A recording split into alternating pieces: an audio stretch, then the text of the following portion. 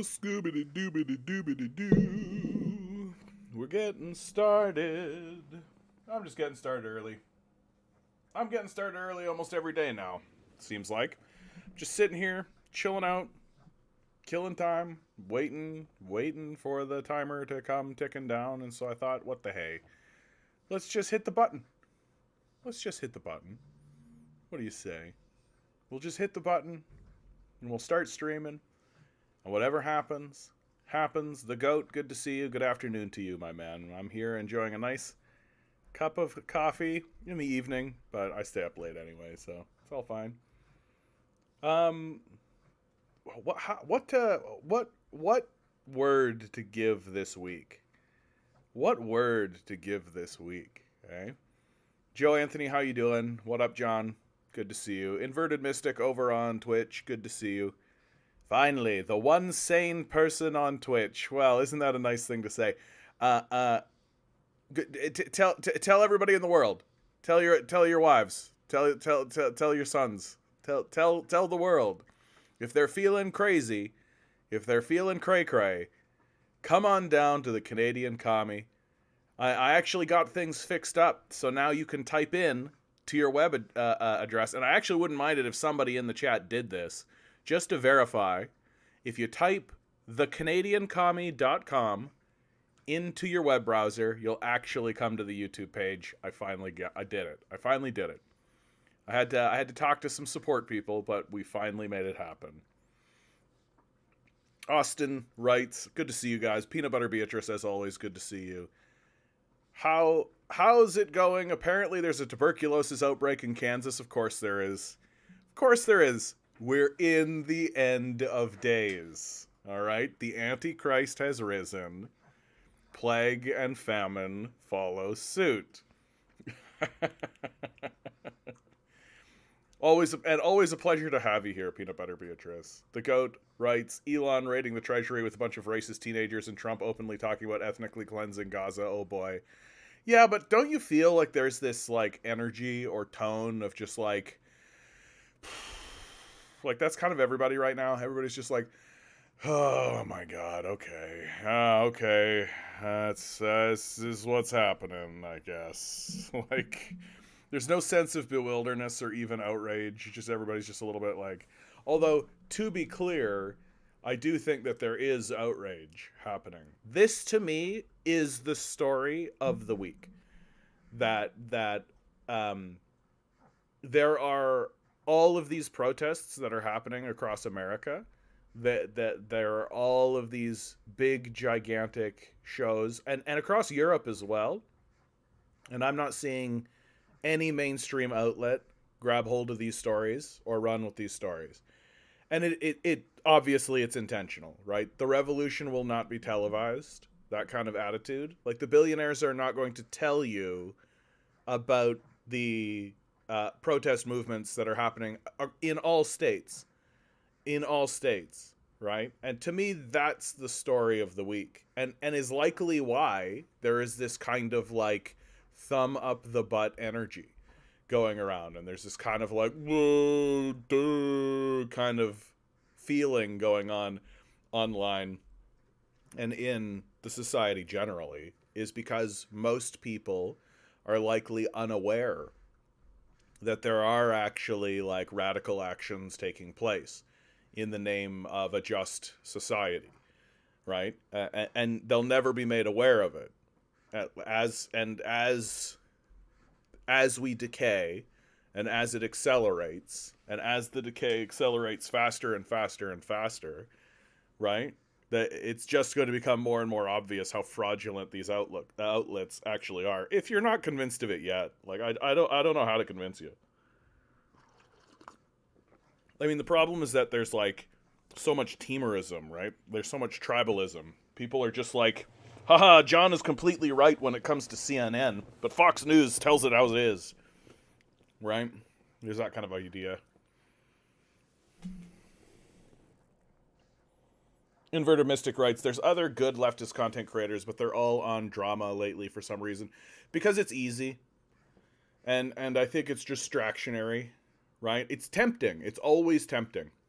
And And honestly, it's a good way to drive, to create content and to get people to watch you, right? Like, I mean, if you take a look at somebody like Hassan, for example, who's a creator that I more or less respect, right? Like, my criticisms of him are very light, I should say. I have bigger criticisms for other people for sure. Um, but he does this with Ben Shapiro, right? He just puts Ben Shapiro in front of you, and then it's like, oh my God, can you believe it? It's like, I guess we do need people doing that, and but it's, to me, it's like the lowest hanging fruit. Like, yeah, Ben Shapiro's a Nazi, and like, if you had somebody in front of you who was like, how dare you say Ben Shapiro is a Nazi? I mean, like, you don't need to go into a big in-depth criticism of somebody like Ben Shapiro. It's literally like, he supports a genocide. The conversation is over. And so I find that it's like businessifying this.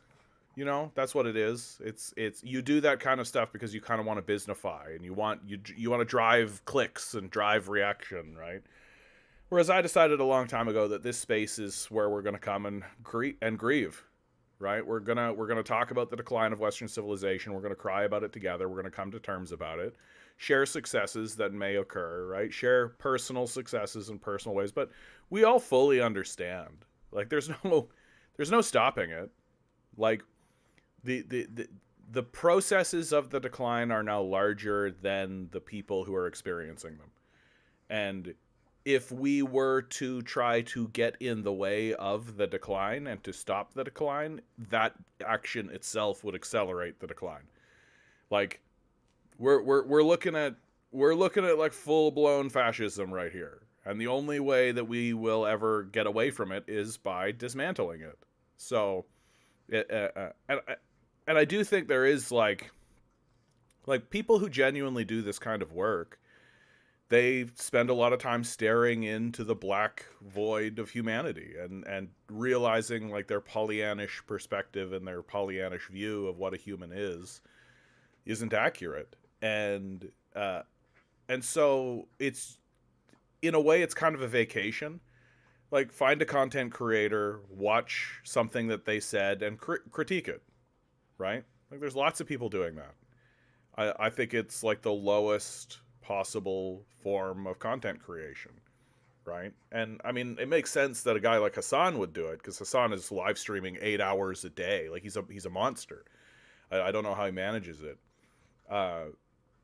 But if you're like just a YouTube essayist, right, and you're deciding like Arthax 43.8 or somebody like Bad Empanada, right? If you're like making like a YouTube video based on a YouTube video that somebody like Hakeem made, I just don't think you're really serious as a content creator. So I stay away from it.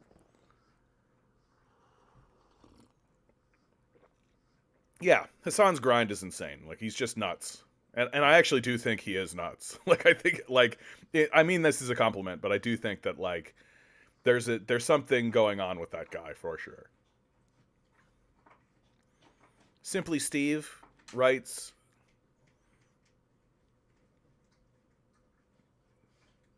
oh no, Simply Steve, I just think you misunderstood. I think Inverted Mystic was just joking. Or maybe I'm misunderstanding. It doesn't matter. Inverted Mystic writes, make Gaza America again. To which Simply Steve writes, sure, let the child in the room tell the adults what to do. Probably in reference to Trump. And therein lies my misunderstanding. Okay, it wasn't drama. Everybody fuck Trump. That's just what a loser this guy is.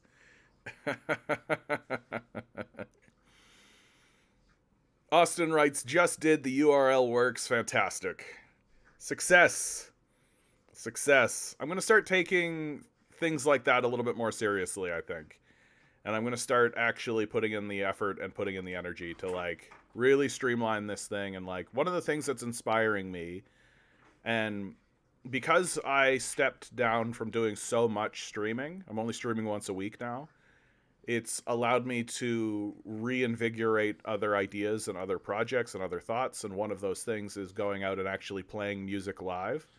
I've just been doing open mics right now, but I can already tell, like, the music that I play for you guys is being extremely well received, and I'm receiving a lot of positive feedback from just doing a couple of shows here and there, and I can see the path of establishing myself as a credible artist in Toronto just by showing up, doing shows, or playing at open mics, and then galvanizing enough people to actually have a show, right?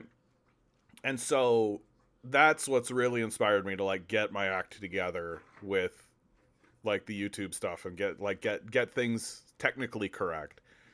And I just need to sit down and start recording some of this music, right? Like, something to show to somebody to be like, yeah, I've recorded this. And it's like, and it's kind of, I don't know, I feel it'll also give me an opportunity to actually put some instrumentals on some of this stuff, right? Baldy McNosehair with a $5 donation. Thank you so much, Baldy. You don't need to do that. Well, who's this handsome devil on my screen? Well, what are we talking? Are we talking about? Are we talking about this guy? Is it this guy that you saw? Thank you, Baldy. I appreciate it, my man.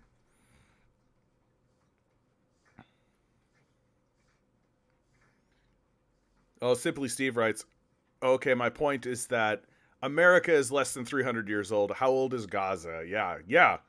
Like, the the idea that Donald Trump is just gonna buy Gaza and, like, that they're gonna do, like, Genocide 2 Electric Boogaloo, right? Like, it it seems so, like, this is really ultimately what liberals don't like about Donald Trump, is that he wants to do all the things that Democrats do, but he's much more grotesque about it, and he's much more upfront about it, right? And that's really their big complaint. It's just merely aesthetics. That when Biden was doing a genocide, it had statesmanliness to it. It was a kind, compassionate genocide, right? It was a thoughtful genocide, right? Biden would come out and he would say, you know, our thoughts and prayers go out to everybody involved in this horrible conflict, and we're doing everything we can to try to resolve these issues for America. I'm kind of giving him a George Bush thing. That's fine. But he would at least, like, talk the game as if he gave a shit, right? He was at least pretending that he cared about the outcome and that he was concerned for the Gazans, and that everything was in hand, right? Like, they were at least pretending as though everything was being managed and this is the best that we can do. Whereas Donald Trump just stands up in front of everybody and is like, we're going to buy this place. We're going to buy these places, get these Gazans out of here, right? They can go somewhere else.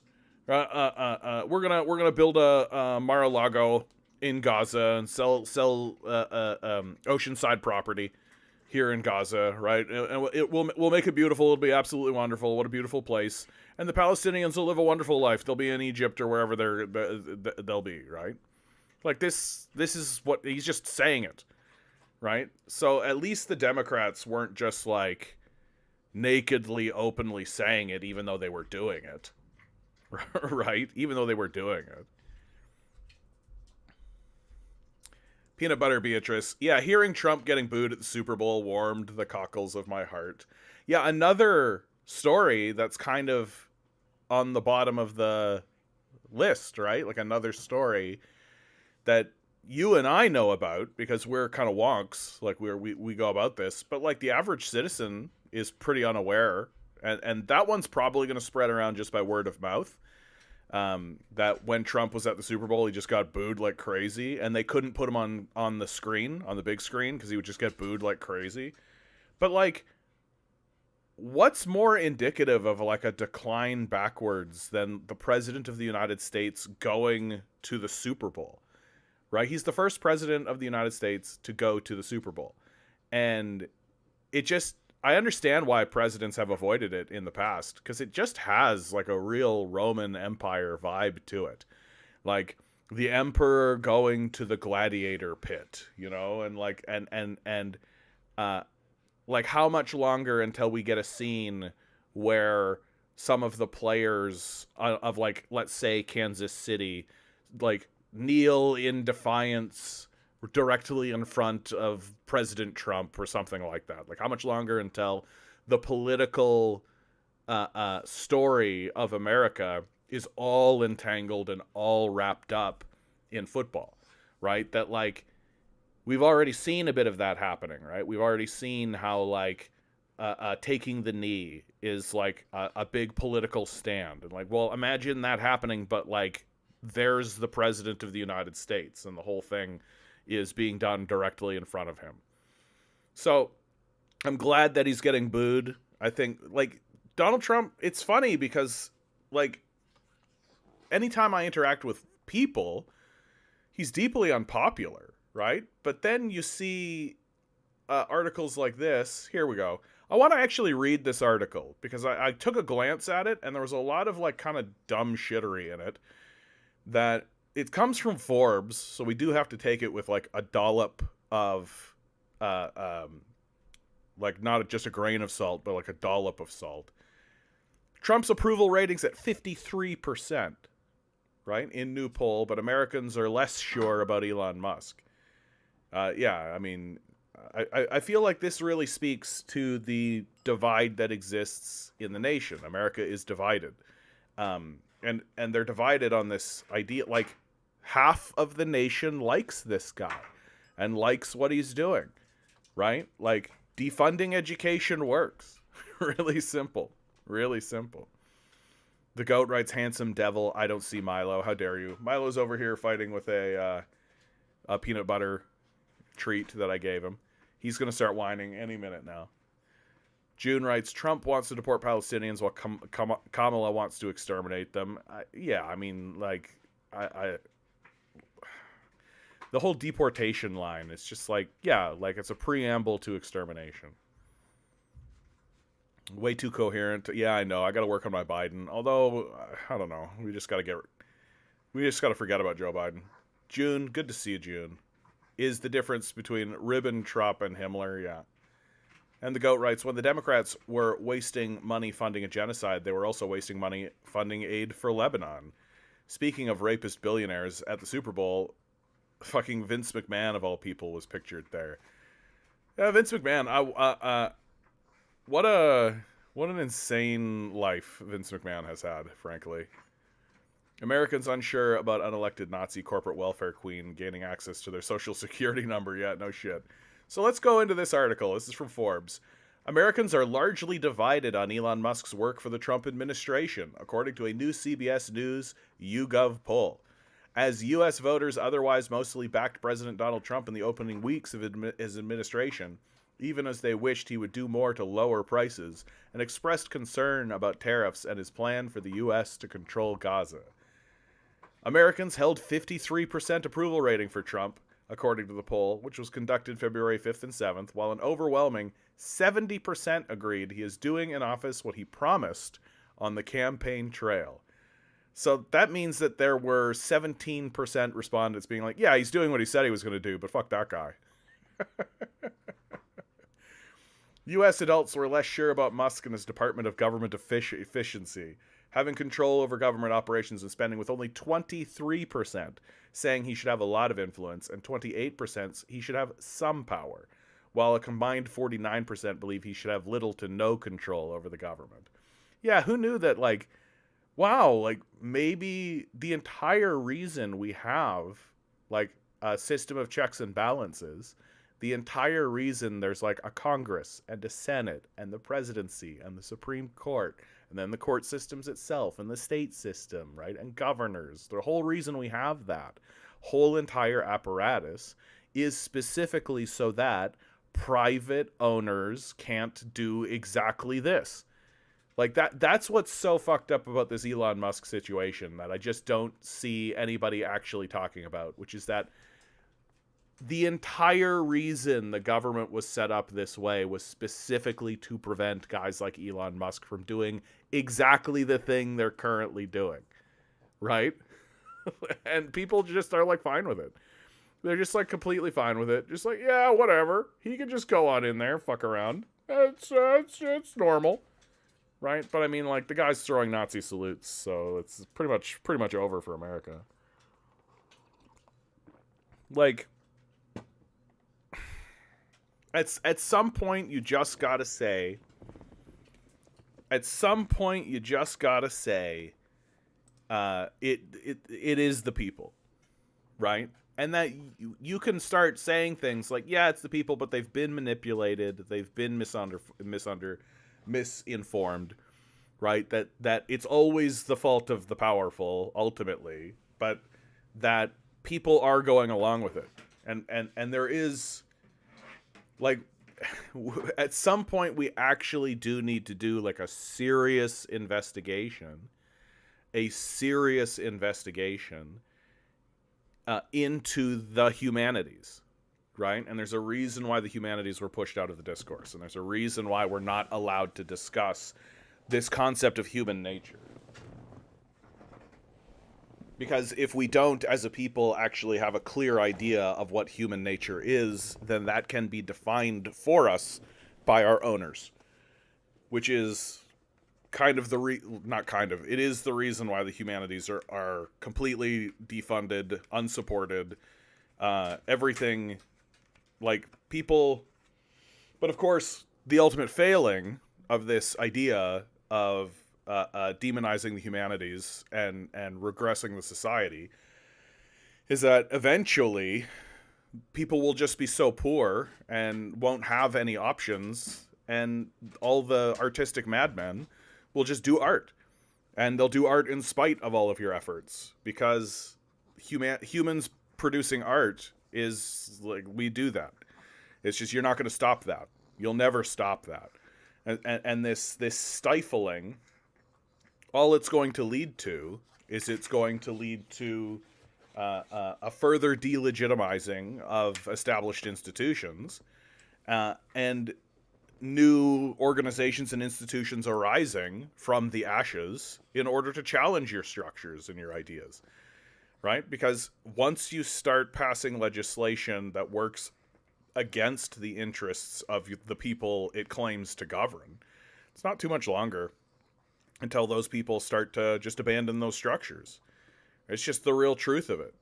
Like, and that's really what we're going to see.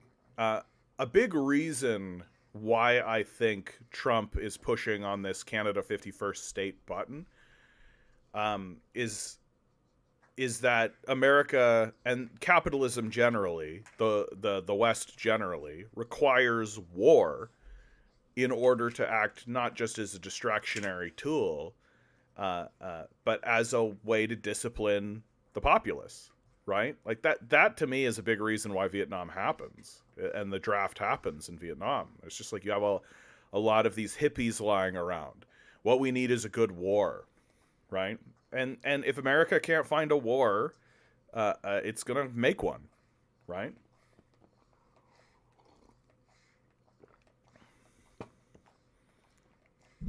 Leon, good to see you. For the first time, I don't take issue with the Canadian flag behind you. This was always for branding.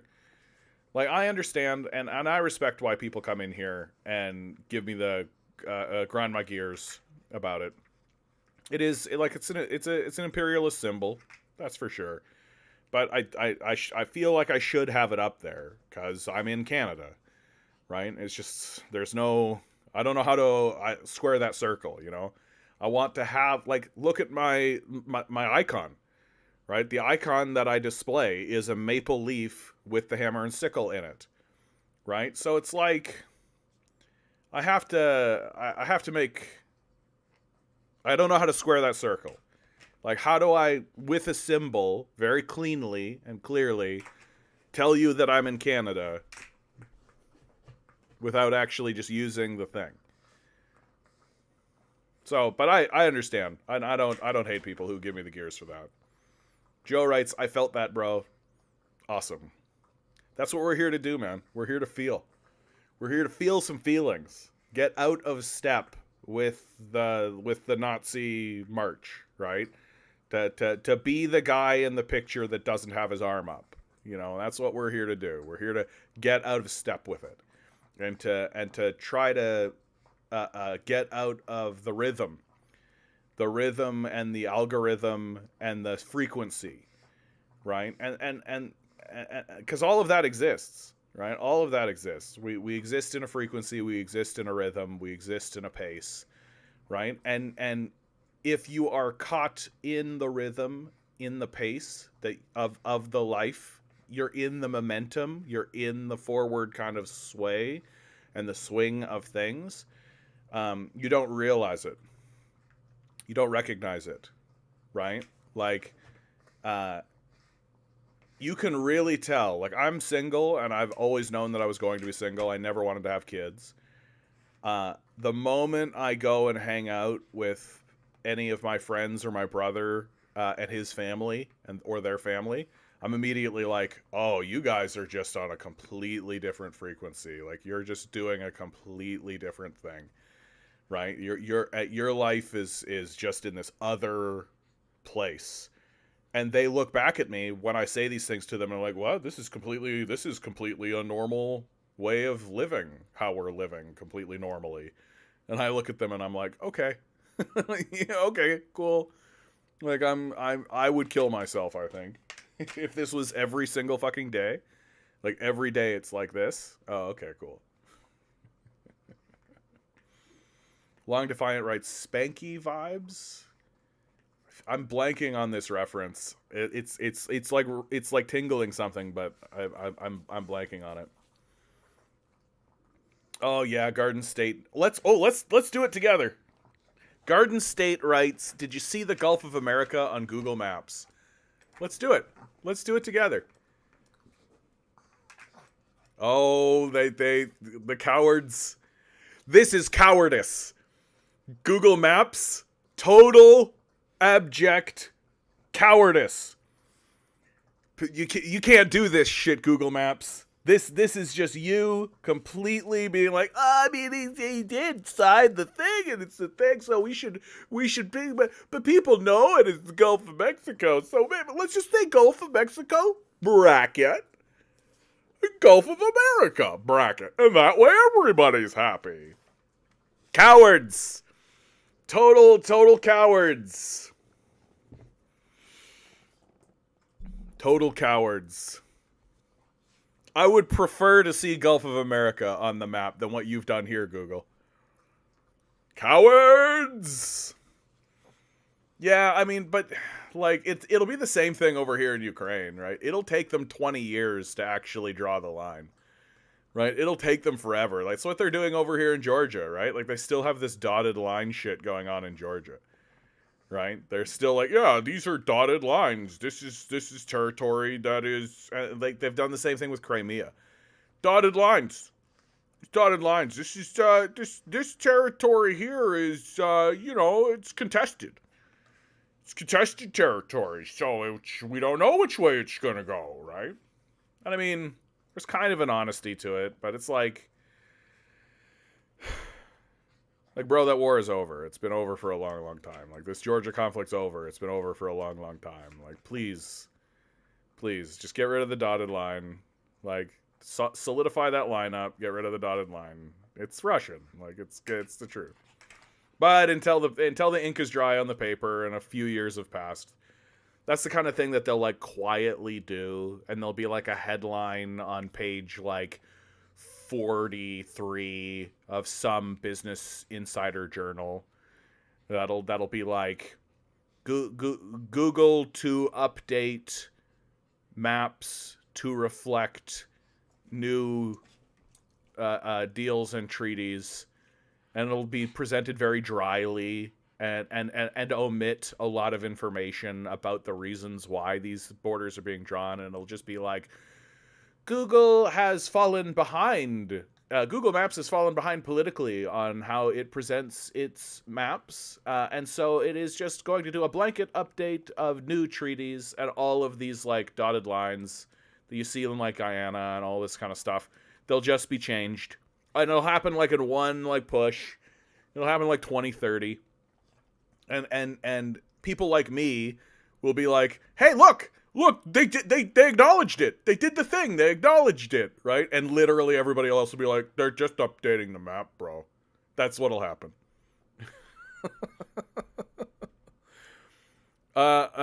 First time commenter over on Twitch. Good to see you, my man.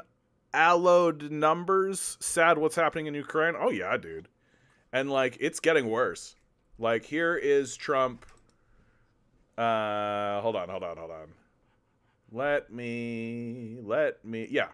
Trump demands $500 billion in rare earths from Ukraine for continued support. This is what it was always about. This is what it was always about. Right? This is something that, like, everybody wants to have, like, the national pride and Putin is a Hitler and all of that kind of conversation, but nobody wants to really acknowledge what these wars are always about.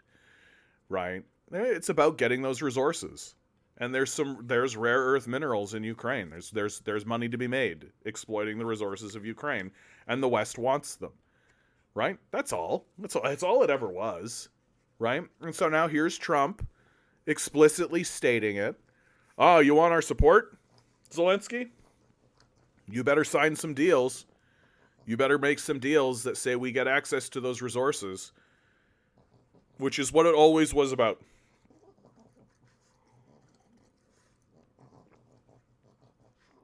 And, like, the American position has always been, we're going to fight to the last Ukrainian, right?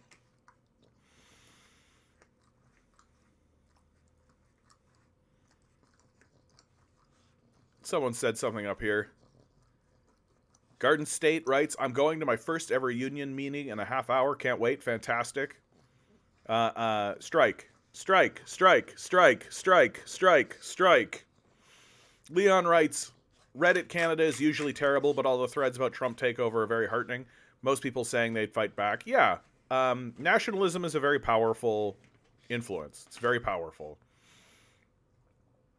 Garden State with a $9.99 donation. Thank you, Garden State.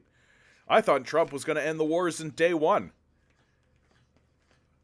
I mean, he did sign, he outright said, like, he froze funding, right? Like, and that is how you end these conflicts, right? You just stop funding them, right? You stop participating, you pull all your guys out, right? That is how you end these conflicts. Thank you again for your donation, bud. I appreciate it. And, like, I don't think Ukraine is going to accept this offer, right? Like, but what this kind of offer does, is it makes it clear to the Ukrainians, oh, we're gonna have to, like, sell ourselves into vassalage and peonage in order to continue doing business with the Americans. And then Putin is going to show up and be like, hey, what was my deal? What's my deal? And they're going to be like, well, your deal was you get the Donbass region, which you already have, right? They already have it. You get Crimea. We promise not to join NATO, and we probably have to hang a few Nazis, right? Like, that was the deal. And so now you're literally looking at a situation where it's like, okay, well, we can agree to that, or we can agree to give $500 billion of our resources to America. So it's not a sweet deal. Like, it's very clearly Trump seeing that the Ukrainians are up a river without a paddle and basically taking advantage of that situation and giving a deal that is, frankly, worse than the deal that Putin has always had on the table.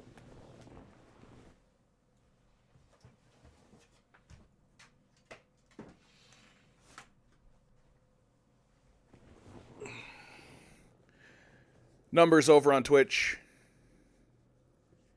writes, although I don't agree with one of the red-ish flags in your background. What, this one? Yeah, dude. My name is the Canadian Commie.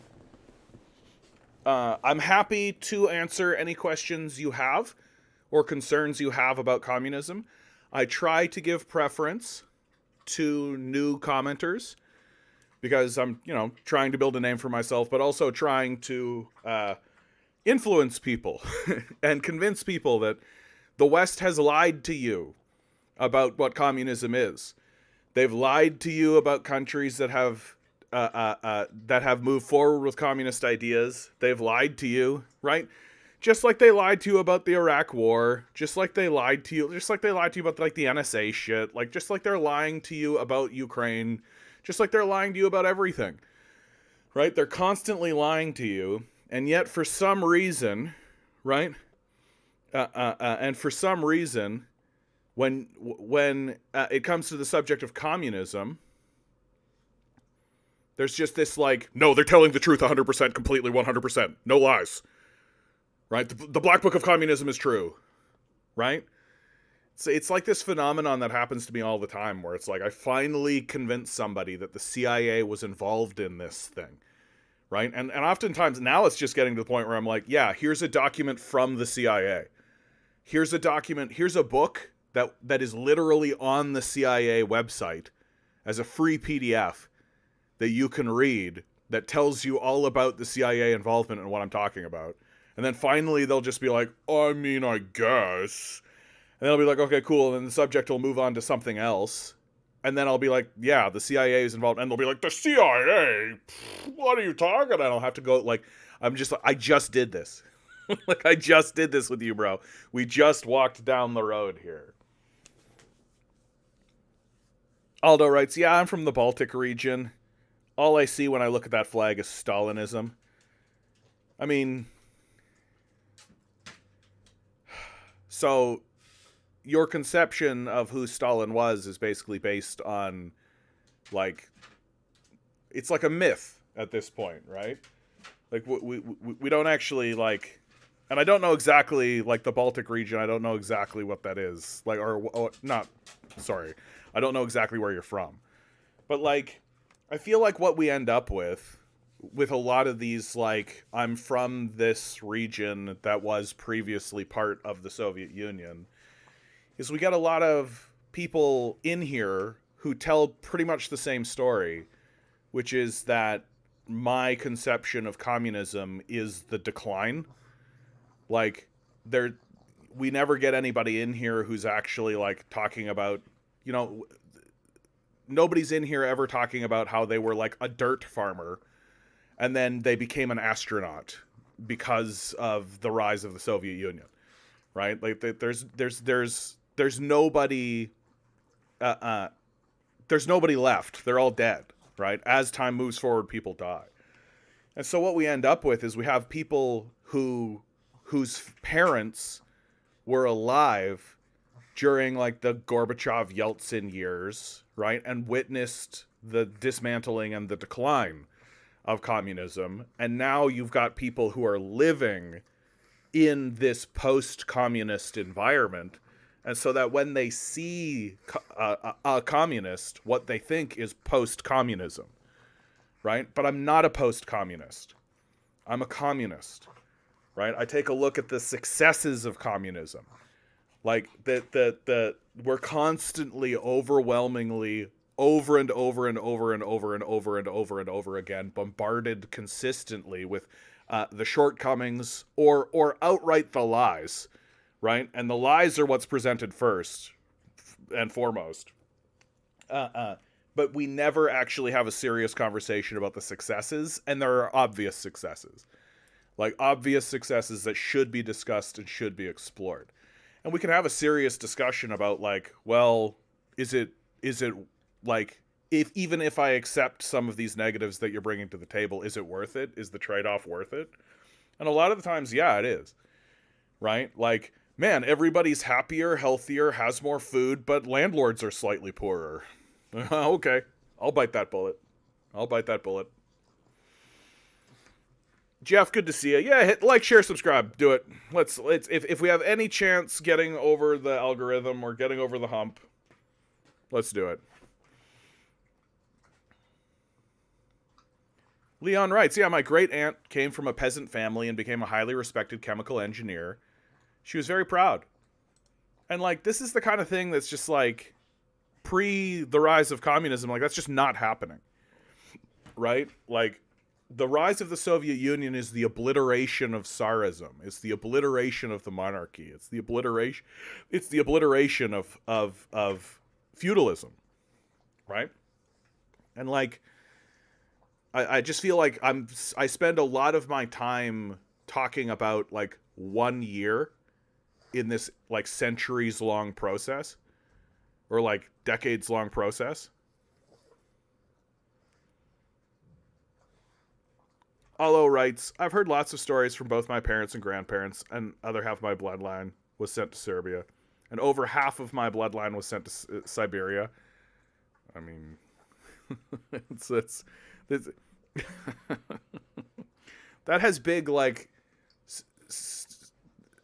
that had big like Fidel Castro took my family's farm vibes, right? Like, as if there wasn't shit going on. You know what I mean? Like, this is another phenomenon that I encounter a lot, my man. And I'm not trying to say that's what's happening here, but I just need you to understand my perspective of the things that you are saying. Is that so often people come in here and they'll say things like, Fidel Castro took my family's plantation, Stalin persecuted my family, right? Like these sorts of things. And then you like do digging, and you dig a little bit deeper, and you're just like, yeah, like your family owned a slave farm, and then a guy came in and said you can't have your slave farm anymore, and then punished them for it. Yeah, like the kulaks in Siberia, like who'da thunk it, right? Like, and so it's like, I understand that on like a personal bloodline level, on like a personal level of just like my family is under attack. Like you gotta kind of plant your feet. I get that. But from a historical analysis, it's like, yeah, bro, like the Soviets killed Nazis. They rounded up kulaks, right? Like Mao went after landlords. Like, yep. Like, yes, all of that happened. Sorry it happened to your family, you know? Gusano's in Miami? And like,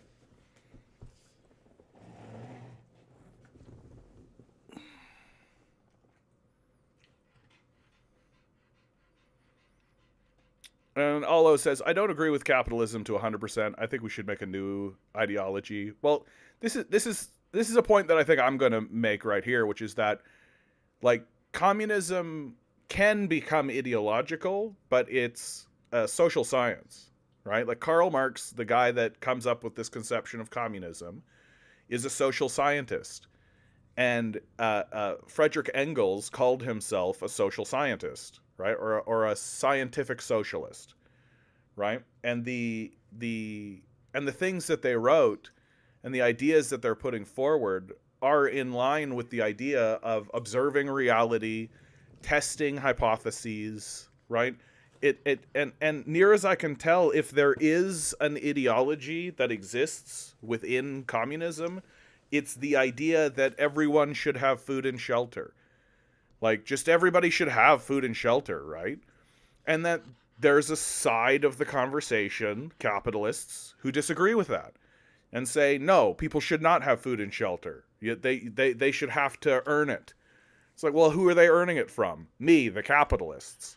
It's like, okay, that's a convenient position to take for you then, isn't it? Well, we disagree.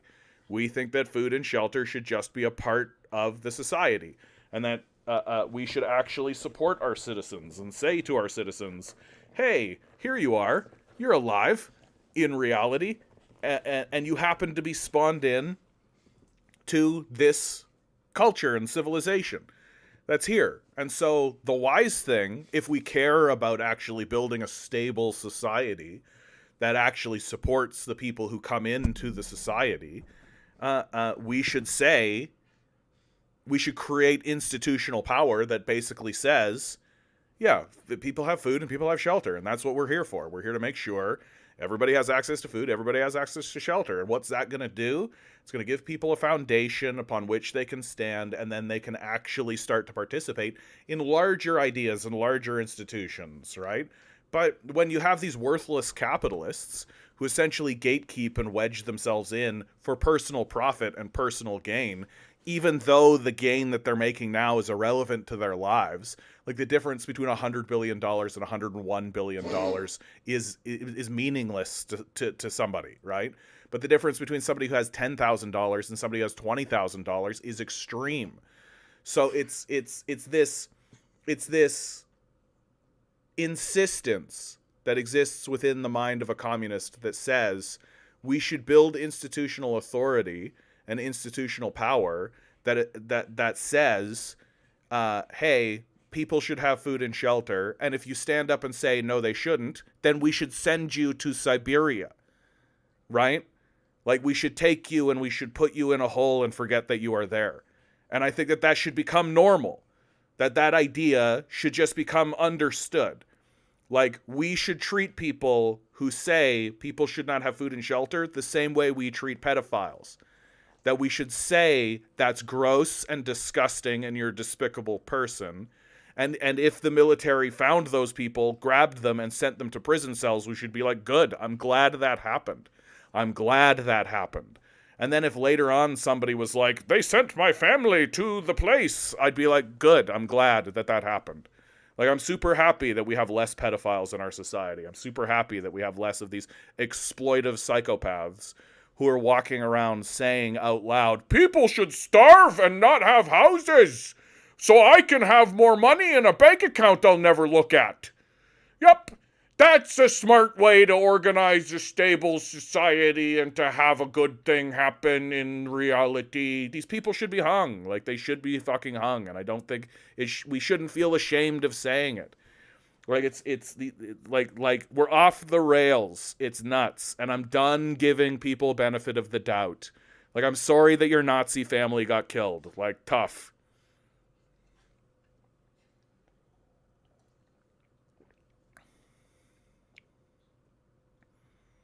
But, like, Allo writes, where we take good from every ideology. Look, capitalism is, by its very definition, the idea that some people should own the means to produce, the oil fields, the food, the factories, right? That private individuals should privately own these things and exclude them from the public good and from the public society. And that everybody else who doesn't own any of that needs to sell themselves in a process of wage slavery to the owners in order to get access to food and shelter that is withheld from them. There's nothing good to take from capitalism. There's nothing good there, right? It's a wage slave system by its very definition. The people who discuss capitalism as markets or as this kind of, are purposefully obfuscating the conversation, or are just kind of well-intended dullards. Like, capitalism is, at its core, the relationship between capital owners, people who own the means of production, and the people who don't own the means of production. That's what makes capitalism capitalism. And there's nothing to salvage there, right? Like, you literally cannot build a stable society based on this relationship. Simply because what's good for the capitalist, or what they think is good for the capitalist, is not good for the worker. And what's good for the worker is not good for the capitalist. And this dynamic is now being taken to further and further extremes, where you literally have guys with hundreds of billions of dollars doing Nazi salutes in front of everybody, while homelessness is on the rise. Like, and it's this extremity and it's this relationship between these two classes that ultimately leads to the fundamental collapse of capitalism itself, which has happened in the past several times. And it's a relationship that cannot be salvaged. It cannot be restored. At best, it can be temporarily managed. And you're seeing this temporary management happening in some of the Scandinavian nations, what people call social democracies. People point out like, whoa, they're doing it. Yeah, they're doing it right now in this one fractional fleeting moment. That they've allowed a curse to remain in their society. They've allowed a parasite to remain in the society. They've allowed this grotesque sort of malignant tumor to continue festering in their society. And it's only a matter of time until that parasite takes over, until the curse overwhelms, and until the plague spreads. And it will. And it absolutely will, because these capitalists are psychopaths, and they know how to get at the root of people, and they know how to sway people into believing things that are absolutely against their own interests. That's essentially the history of the neoliberal period. That an entire society was actually convinced that it's a good idea to give all the money to 5 people. Like, it's just an outrageous thing that happened, where everybody got conned into believing this was a good idea, instead of going the other direction entirely, where they were like, no, we're not going to give all the money to 5 people. Like, we saw our recent history. Like, we saw the pre New Deal period. We saw the Gilded Age. Like, we saw the robber barons. Like, we saw all this shit. We know how this goes. We understand how this happens. We don't need to do it again. But instead, everybody was just like, yeah, I'll just go work a job my whole life so I can have a house and then die. That's a great idea. I'm building equity.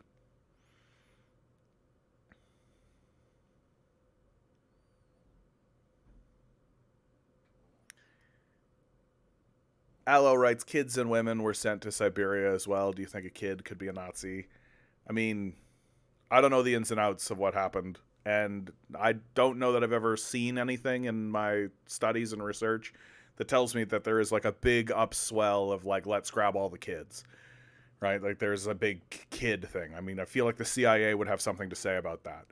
So that to me kind of speaks to sort of the mythical nature of what you're talking about. There's like a type of myth making, or there's like situations where like a family, like a whole group of people need to be taken, and they happen to have kids, and it's just like, okay, well, what do we do with these kids? And then the kids end up going to some kind of orphanage or a facility or something like that. Like, I'm not saying it's clean. Like, I'm not saying it's this pristine thing that happened, but like, I feel like this narrative that you're presenting, where the Soviets just rounded up a bunch of kids and sent them to Siberia, it's like, probably not. It's just I don't really see anything serious in that. We have a first-time commentator here. Why do you as a stream your content on a socialist platform if capitalism is so bad? Oh man, that's kind of like asking, that's like a variation of like just the iPhone thing, right? Complaining about capitalism on an iPhone, you know? Like, well, capitalism is the dominant system. Like, what are you even talking about? Right? Like, it's just kind of an embarrassing thing to say. Like, it's like, how dare you complain about the king while eating the king's food? Don't you know that the king made those tools? How dare you complain about the king? Well, if you don't like the king, why don't you go? Like, it's just that kind of lowbrow. It's not a very smart thing to say.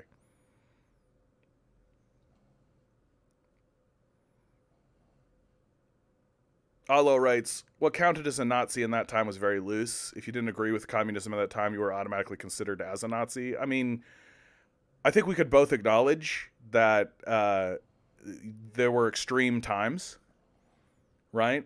Like, the Nazis killed 20 million Soviets. Right?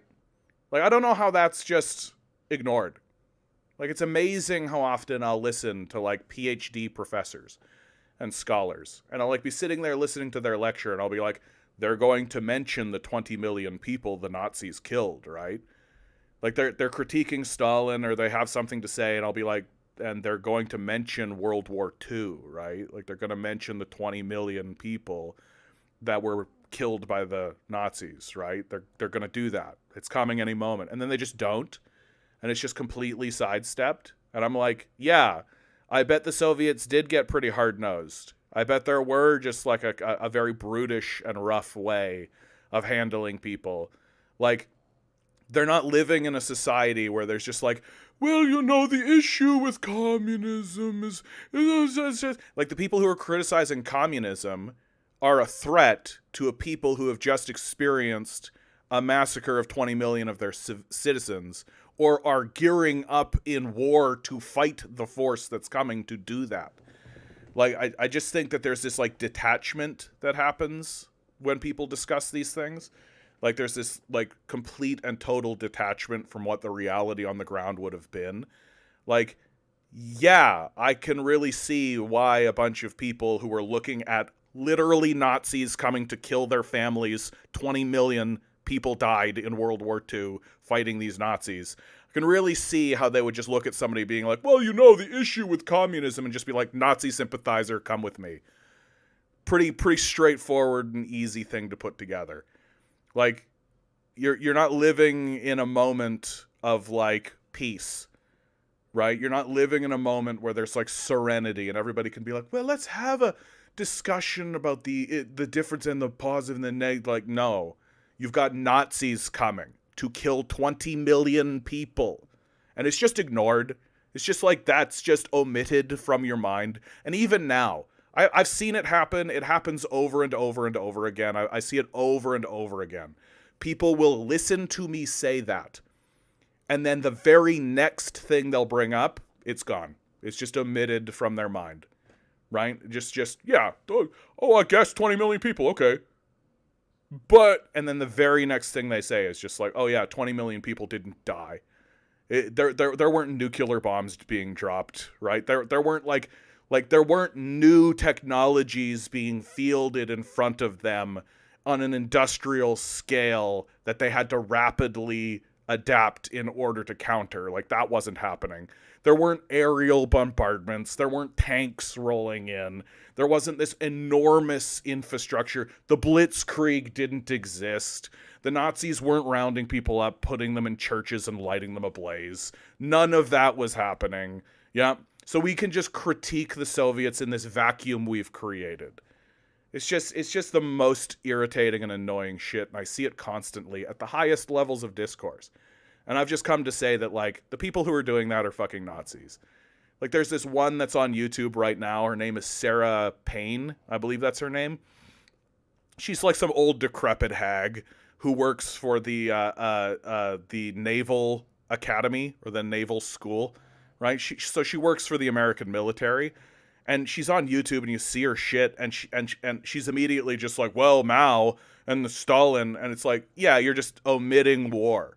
Like, you're omitting the wars of aggression that your nations committed against these people, and then critiquing them within the vacuum that you yourself are responsible for creating.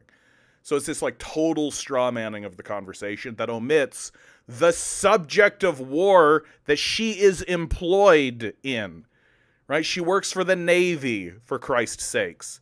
It's just like, so obviously she's doing this just to propagandize the way Goebbels did in the society, to foment and get people whipped up into this frenzy of just like, oh, Chinese! And while completely ignoring, like, yeah, you guys went over there and were massacring like hundreds of thousands of people. Like, the Vietnam War happened, right? We're just not going to talk about that. We're just not going to talk about World War II. Cool. And I'm pretty much done with it. Like, if you want to eliminate the massacre of 20 million people and war from your analysis, then I'm under no obligation to take you seriously.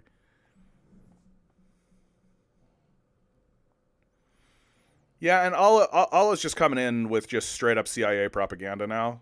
Like, we're doing it now, right? We're getting into deeper waters. And you're starting to see, or I'm starting to see of you, that the only thing you know about the subject is what the CIA has told you, right? Through its surrogates and through its media system and through its education system, right? That you don't actually know anything about the subject. You just know what you've been told. And so, like, a comment like this, right? I'm sad to say this, but the real reason why so many Soviets died was because of their strategy. Because It's just an embarrassing thing to say. Like, the Soviets didn't extra die because their strategy was bad. The strategy of encirclement was a necessary thing, was a necessary strategy that the Soviets had to come up with in order to thwart the Blitzkrieg, which is a very serious, very real, and very present danger. That the Blitzkrieg was the defining strategy in World War II. And what the Blitzkrieg is it's tanks, jeeps, these new toys that the Nazis had access to, basically ramrodding as fast as they can in a direction, penetrating enemy lines, and blowing past enemy lines to take over significant strategic and morale-based targets, right? So the Blitzkrieg, like, this is how the Germans took France, right? The Germans took France because because the Parisians, because the French people had no conception of how fast the Germans could move with the Blitzkrieg. They had no idea. So when war is declared against the French, they're like, okay, well, we better prepare. Let's all get a good night's sleep. The Germans are coming, right? We can mobilize our forces, right? And create a kind of thing. And by the time they start to prepare their defenses against the Germans are in the center of their city. Because they were just like, oh, we literally had no imagination or conception that this is possible, right? And so what do the Soviets do? They create a strategy of encirclement. They create a strategy that prevents the Blitzkrieg from being able to form up in the first place. And was it costly? Yeah, of course it was costly. The Germans had literally, like, armored tanks, aerial bombardment. I don't know what world you're living in. You're living in this, like, pretend world of your own imagination, which was given to you by the CIA. And you just, like, uncritically just regurgitate it. It's crazy.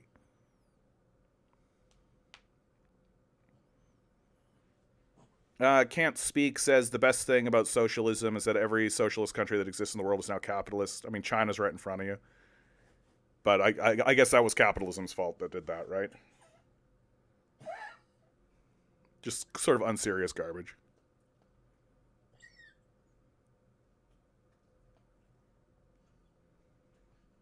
But this is the thing. Like, I mean, I think that there are well-meaning people. Like this fellow, Allo, right, is actually being quite kind, right? He's not being mean, right? He's not being aggressive. I don't feel like I need to get him out of here, right?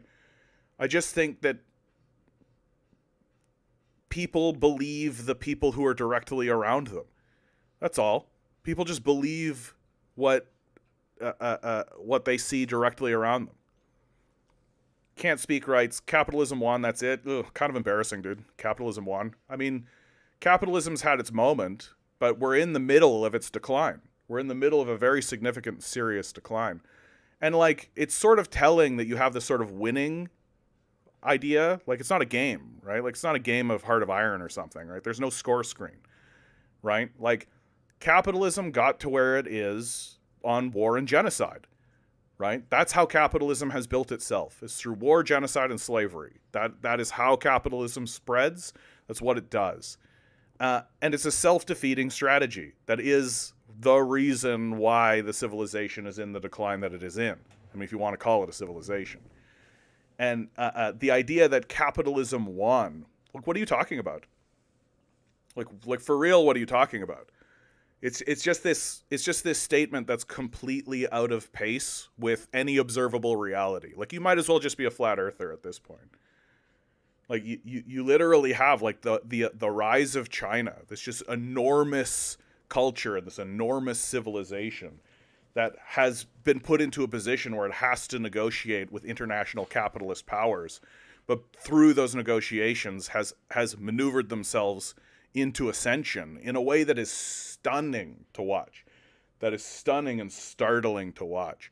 And the only thing that the pro-capitalist ideologues can say is, well, that happened because of capitalism. And it's like, yeah, bro, no, that happened in spite of capitalism. That happened in spite of capitalism. The Chinese were put into a position where they had to negotiate with capitalists at the end of a barrel of a gun. It's like, again, though, you're just going to omit the Vietnam War, you're just going to omit the Korean War, you're just going to omit the threats of nuclear bombardment, right? Because you're not serious at what you're doing. You just want to believe that capitalism won. That's why eggs are $10.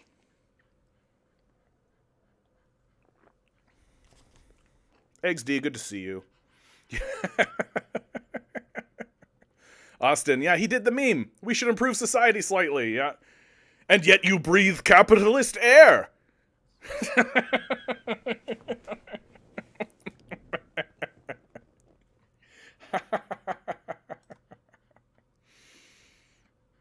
Luigi Mangione accepts $300K in donations for legal defense and murder case.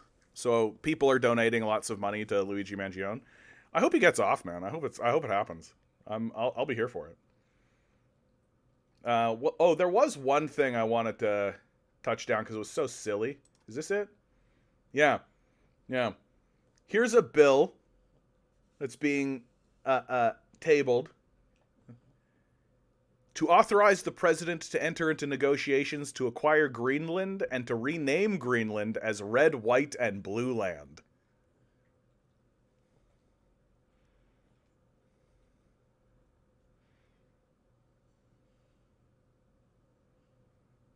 Allo writes, at the end of the day, we have the right to our own opinion. I've gotten my opinion from studying World War II history, reading literature from both sides, and I'm an avid World War II items collector. So what literature have you read from non-Western sources? I'm curious about that. Can't speak. Yep, just sort of proving the point, bud. Yeah, that's why capitalism won. Idiots that buy eggs for those prices. Yeah, why don't those people just not eat? As large an endorsement for slavery as I've ever seen, my man. Just your pro slavery sentiments in the chat right now. It's great.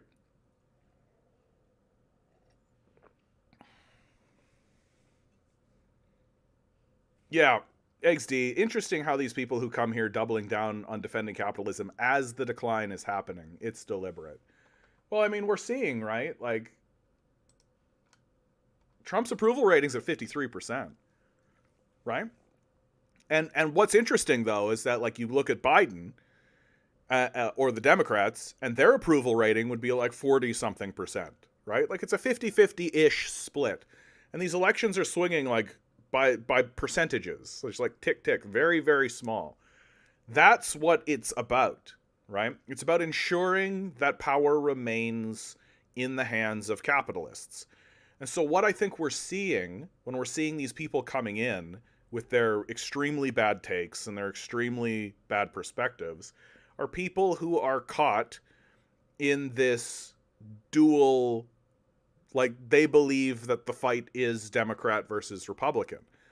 Right? They believe that there's this duality to the conversation that doesn't exist, that they refuse to acknowledge that Democrats and Republicans are allies.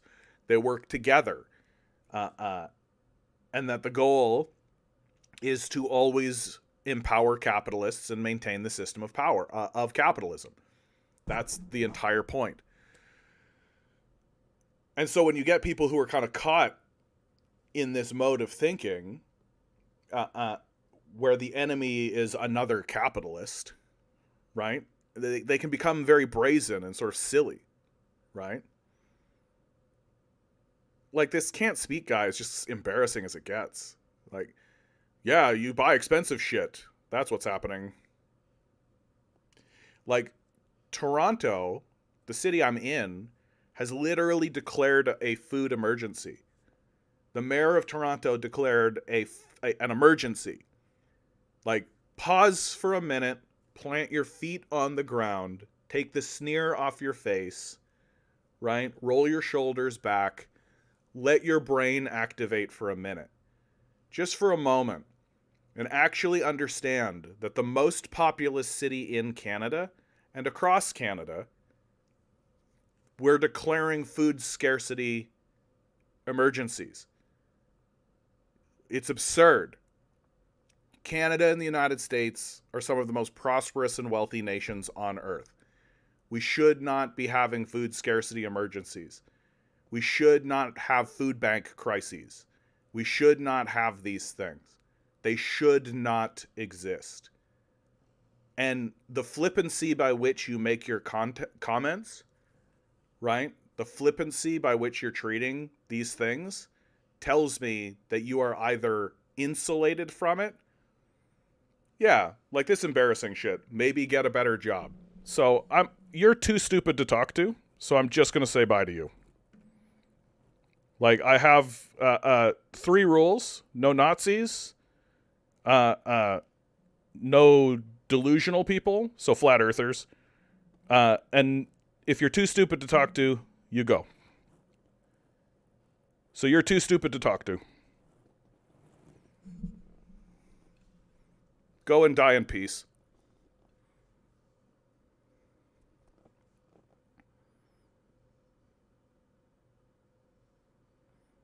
Although with some interesting book recommendations here, right? A Writer at War, 800 Days on the Eastern Front, Red Road from Stalingrad. Let's do it. I always like book recommendations, right? A Writer at War. A Soviet journalist with the Red Army. That's fun. That's nice. Well, fun, but... hold on. A Writer at War, Wikipedia. I just want to give...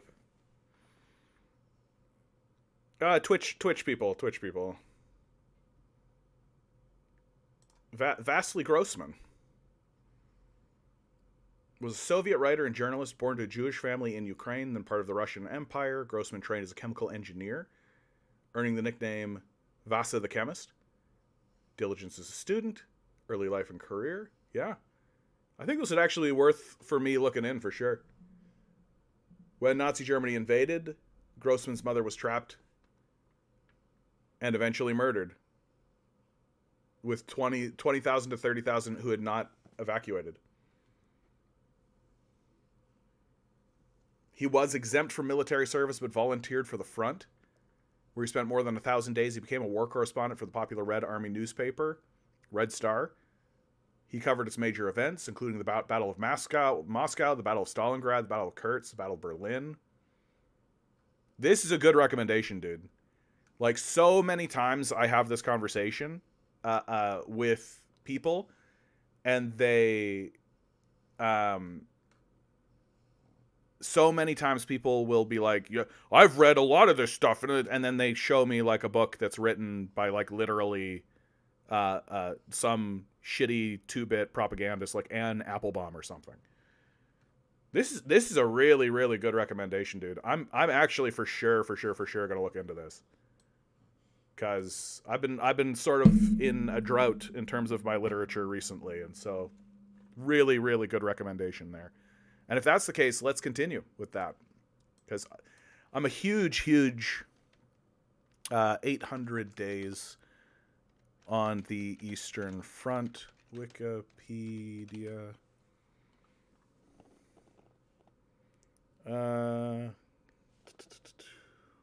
This one looks like it's open. A Russian soldier remembers World War II. Another really good one. Yeah, another really good one. Nikolai Litvin fought on the front lines in the ferocious tank battles at Kursk, was wounded 3 times. Yeah, man. This is going to be some good,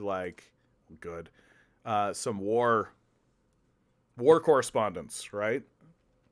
Like the realities of Red Road from Stalingrad.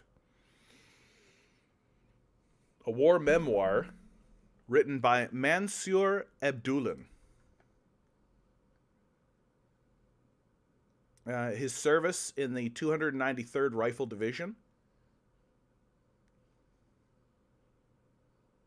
Yeah. So what I really love about these recommendations, Alo, and I got to tell you, I've been handling you pretty roughly, even though you've been very kind. What I really like about these recommendations is that they are first-hand accounts. Just so often, it's just hacky journalism and hacky like losers who are like, "I'm from the School of the Americans, which is here to overthrow and topple governments, and this is the book I wrote." But you're basically saying, uh, um, you're but Allo writes, "I'm sorry, I'm not really into this ideology part of war. I'm mainly into the weaponry and stories of soldiers. I don't care for that propaganda bullshit from US, USSR, Germany." Yeah, and that's just what I was going to say, is that what I like about your sources, and I'm definitely going to look into them, is that they're first-hand accounts from the people who were there. And that to me is really valuable, really valuable. So thank you for that. I'm going to just say straight up, like, I'm glad that you came into the chat and that we're having this conversation, because I think that firsthand accounts from the people who are on the ground is just absolutely the most valuable content and the most valuable stuff. And you've just given me a little treasure trove.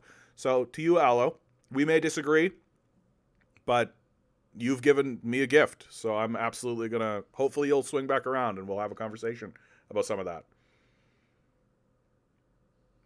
I'm hearing, Hull, good to see you, Hull. Hull writes, I'm hearing rumors of Canada getting militant due to Trump. Yeah, nationalism, baby. Like, never forget. I forget who I forget who it was, but last time we were talking about Canadians getting militant, and there was doubt in the chat. And I don't recall what I said, but it was very like, no, Canadians are definitely not going to put up with that.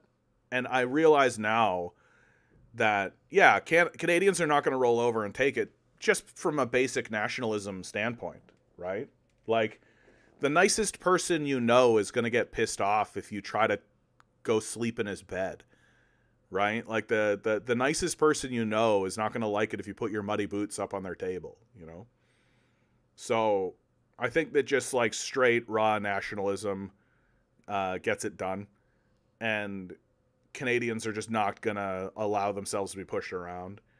I do think that if the Americans were wise, so this isn't probably going to happen, but if they were wise, like, they're going to start demanding things of, like, our banking institution, right? And they're going to come at us in more sinister and underhanded ways. Like, they're not going to field an army and go to Ottawa. Like that's not what it's going to be. It's going to be like an insistence that all trade be done in USD. An insistence that that banks like the CIBC or the Royal Bank reconfigure their back of house stuff to align with what the American system is, right? It'll be stuff like that. And so that the American system and the Canadian system will become even more integrated and even more integral, right? And the public can be grumbly about that and not like that, but because it's not like armed forces, nobody's going to shoot about it. And also nobody really understands it, right? Nobody really understands the threat of taking over another nation's banking sector. And so by the time it's happened, and by the time that's all completed, the average Canadian won't even really understand what's going on, and in the end, we'll just end up working for Americans, right? And of course, like, it's something that the Canadian political class has always been somewhat aware of. There's always been like a concern that these sorts of things would start to happen. And my concern, of course, is that what we're going to end up with is we're going to end up with a conservative government that essentially sees the takeover of Canada by America as fundamentally a good thing. Because remember, conservatives might say something to your face, but ultimately they believe in money for themselves. And when you have... Hold on. I have something right here about this. And so because of Trump and because of what he's doing and because of what he's saying, there's actually serious concern amongst conservatives that Donald Trump may just cost Canada's conservatives the election. The polls are edging with the resignation of Trudeau, with the ascension of someone like Mark Carney. There is this concern that exists amongst conservatives, and it's being observed. The polls are starting to gradually shift. Canadians are extremely fickle politically. And it's just like this trope by this point. I don't think I've ever seen it this extreme where the numbers are so dramatically in one favor, and then when elections start to come closer, they tighten up and the race gets tighter. But it seems like that's happening. And there's this... And it seems as though with Trudeau's departure, with... and although I always shit on Trudeau, I am going to say this, and you guys can give me heat for it if you like. Trudeau made a speech about the relationship between Canada and America and the hostilities that that Trump was putting forward, and it's actually a really beautiful speech. It's really well written. It's really poignant. Funnily enough, it's just like while Trudeau's walking out the door, he finally does something that's worth a damn. Like, it's just the strangest phenomenon ever. Although it might not amount to anything, it is just like this really kind of beautiful art piece, this beautiful speech that he gave about the relationship between Canada and America and how much of a goddamn shame. Yeah, I thought his speech was very good. Yeah, it was really good. It is really good. It's probably the best speech he ever did. And like, Canada and America have had peaceful relations for a long time. And all of the criticisms that you can levy against the West are true, but it's a real sign of the Trump administration. It's a sign of the decline. It's a sign of the decline of the West, that former allies are now turning on one another, right? That there's this like backstabbing in the dark that's happening. Allo writes, a misconception people have about regular soldiers in World War II is that a regular infantryman knew or agreed to what was happening on the backhand. Nah, man, conscription was real. No, conscription is real. Like, just watch MASH, right? Like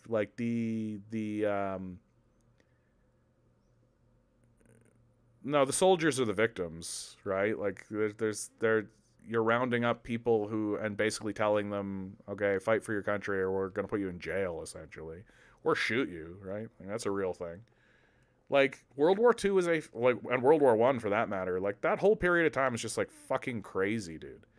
Like, really fucking crazy. And, like, we should look at that period of time and be like, yeah, we absolutely can get back to that. For sure. And, like, there's this, we absolutely can have a leader of our country stand up and be like, we're conscripting. It absolutely can happen.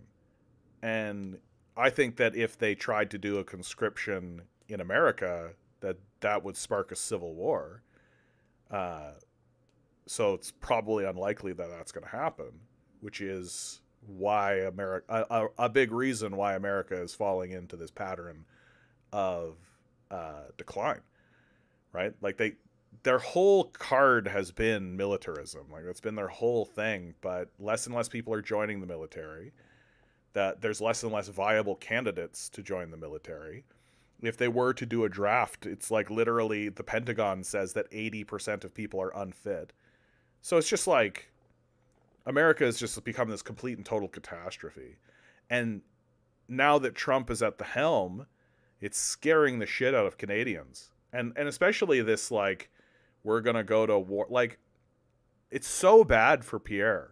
It's so bad for the Conservatives that Donald Trump is talking the way he's talking about Canada.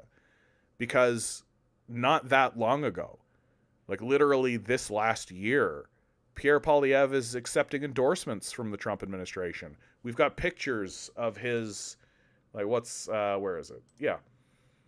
Pierre Poilievre's chief strategist and Loblaw's corporate lobbyist, Jenny Byrne, part of the U.S. pro-oligarch MAGA movement.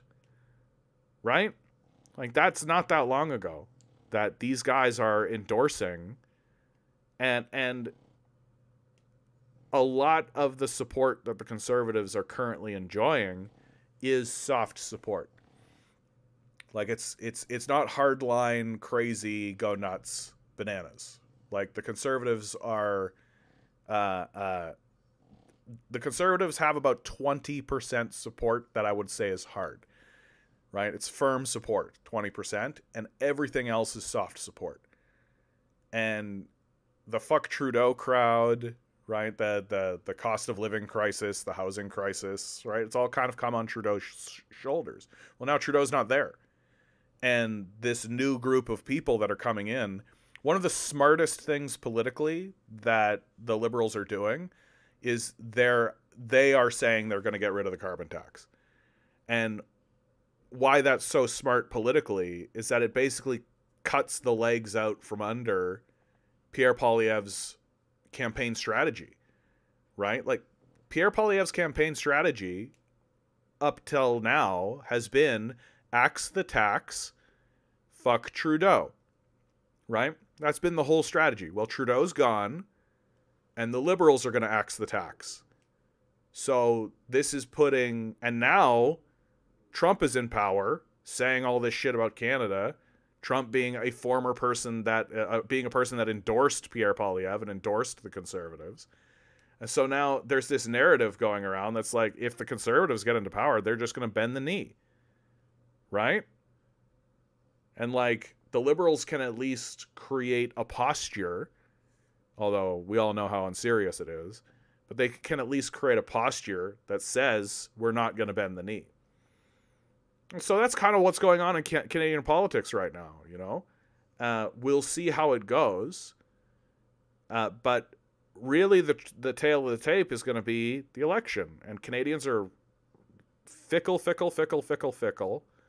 They will you see the same strategy, you see the same formula, the same pattern. You see the same pattern every single time, where conservatives are up here, liberals are down here, right? And it just goes like this and goes like this and goes like this. For years, it can go like this. And then the election happens, and all of a sudden, tighter, and sometimes they even flip. Like, you see this over and over and over again with Canadians. So Canadians are very, very fickle. And they're willing to be like, fuck Trudeau, yeah, all this. But when push comes to shove and when the election happens, they get a little bit more rational. They're willing to sit down and actually look at okay, what is this guy saying he's going to do? What is this guy saying he's going to do? Like, there's polls essentially of Canadians. Polls of Canadians are essentially just their feelings. But when the election comes, Canadians do sit down and actually take a look and actually have these conversations and actually make their minds up. And they change their minds a lot. It happens all the time. So that's one of the reasons why I like Canadians, actually, is because they're just as emotional as everybody else. But when decision time comes, they actually take that seriously. More seriously. Not completely seriously, but more seriously. Isaac wrote, the U.S. took over the banks in Mexico and Argentina in the 80s and 90s. Their financial system collapsed. Yeah, they're fighting wars through mercenaries. Well, like, that's the thing. Is like, the Americans, like, you can't maintain an empire with mercenaries. You can't. It's just not possible. And you can't maintain an empire through intelligence services and spy networks. Like, it's just not real. And now the Trump administration is doing everything it can to undercut those intelligence services. Like, it's actually quite serious from a, like, geopolitical standpoint. Like, if I was a strategist of any kind, I would just be like, oh my God, he's cutting U.S. aid. Like he's going after the CIA, like he's going after these organizations. Oh fuck. Like that's the end of American influence and soft power in the world. It really looks like the Trump administration and Elon Musk do not give two shits at all, and do not understand and do not care about the subject or the concept of soft power, and that for them it's hard power or nothing, right? And so like that's going to completely destroy like the Uyghur genocide narrative that the West has been trying to spread in for the last decade, right? It's just going to completely destroy it. Entire organizations like Falun Gong and the Epoch Times and all these kinds of stuff, they're going to collapse because they've lost their funding, right? And Trump doesn't give two shits. He doesn't care about any of that because for him, there is no such thing as soft power, right? It's just hard. It's hard or nothing. Hull writes, so the Gaza takeover is set in motion. What territory will be next? Yeah, we'll see. I mean, the Israelis did not successfully take that territory, and they blew up a lot of infrastructure. But like, we've got new reports coming out. Like, Israel is screwed, dude. Like, Israel is totally screwed. Like, nobody's going to trade with these people. Nobody's going to interact with these people. They're a pariah state, and more information is coming out. Like, the defense minister confirms the army was ordered to kill Israelis on the 7th of October. The Israeli army killed its own civilians and was ordered to kill its own civilians on the 7th of October in what is called the Hannibal Directive. This is something that I've kind of been hearing about, right? But it's mainly been rumors, and it's mainly been sort of on the side, and so I never really wanted to bring it forward because I was always kind of concerned that it's like, it's just not firm enough for me. I'm not quite there yet. Well, what can be more firm than the fucking minister himself? The defense minister outright just saying, yeah, the order to carry out Israelis' so-called Hannibal Directive was issued tactically and in various places next to Gaza. Yoav Gallant told Israel's Channel 12 on Thursday. In other places, it was not given, and that is a problem, he continued.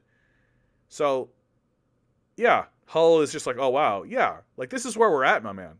Like, imagine that the headline was Donald Trump ordered the American military to open fire on American civilians, and the American military did it. Like, Israel is a pariah state. And more, America is also becoming a pariah state. And the isolation that's happening in the world and the isolationism that Donald Trump is taking America down. Like, Israel is going to get strangled. Nobody is going to trade with it. Nobody's going to do business with it. Its economy is in shambles. It's completely collapsed. The only economy they look good next to is literally the pile of rubble they created. So it's just this, like, it can't get darker, you know? That's why I don't have any patience for anybody, right? I don't really have patience for people who come in and try to do apologetics for the Israelis or the Americans on this. Because, like, the guys themselves are saying that they're doing this stuff, right? Like, Netanyahu is outright standing in front of everybody saying that he wants to do a genocide. Donald Trump is standing in front of everybody saying that he wants to clear the land out, right? Like, they're saying it right in front of your face, as nakedly as you can get. And yet people come in here and pretend like they don't. Like, that's not happening. Like, shut up. Like, it's just annoying. Like, there is no benefit of the doubt anymore. It's gone. Like, what are you even talking about? Allo writes, another book I would want you to read. Too many books. Blood Red Snow. Red Snow book. Wikipedia. Blood red, Snow White? Probably not. Yeah, I don't really go with, like... It's probably this one, right? Here, hold on. Let's do the trouble with some of these books is that they've never been translated. And it also... Oh, is it this? Is it this book where it's Blood Red, Snow White? Or is it this Blood Red Snow? No, it's this one. Okay. Blood Red, Snow White. Yeah, the unfortunate thing is that there's another book that's interfering called Snow White, Blood Red, or whatever. Okay. Okay, I'm going to move on from this, but I'll look into that too. Like, I have less sympathy for Nazis. Big time. Like, I have way more sympathy for the Soviets than I do for the Nazis. Because the Nazis are the ones that are setting the pace. Right? The Nazis are the ones that are pushing the agenda. The Nazis are the ones that everybody else has to react to. And so I have a lot less sympathy for Nazis than I do for the Soviets. Big time. Big time. Like, it's just so often the case that people will point to events where it's like, the Soviets did this thing. And they'll just be like, they did this thing, therefore all of communism is indicted. And it's like, okay, so you're just going to omit the context of where that event occurred, right? You're just going to omit the reality of World War II. Got it. And, like, it's the Germans that are the ones that are the aggressors. It's the Germans that are the ones that are setting the pace. It's the Germans that are doing this stuff. Like, modern day fascists will say, like, if Germany had have taken, like, this territory, right? If it had just taken this territory and just held this territory, even if it took France, right? So it takes France, it takes all of this, and then they just had gone, we're done. And everybody would be like, yeah, Hitler, he was a great leader. He unified Europe. He created this great thing. Germany is powerful and big now. Right? Like, that's what the modern day fascists say.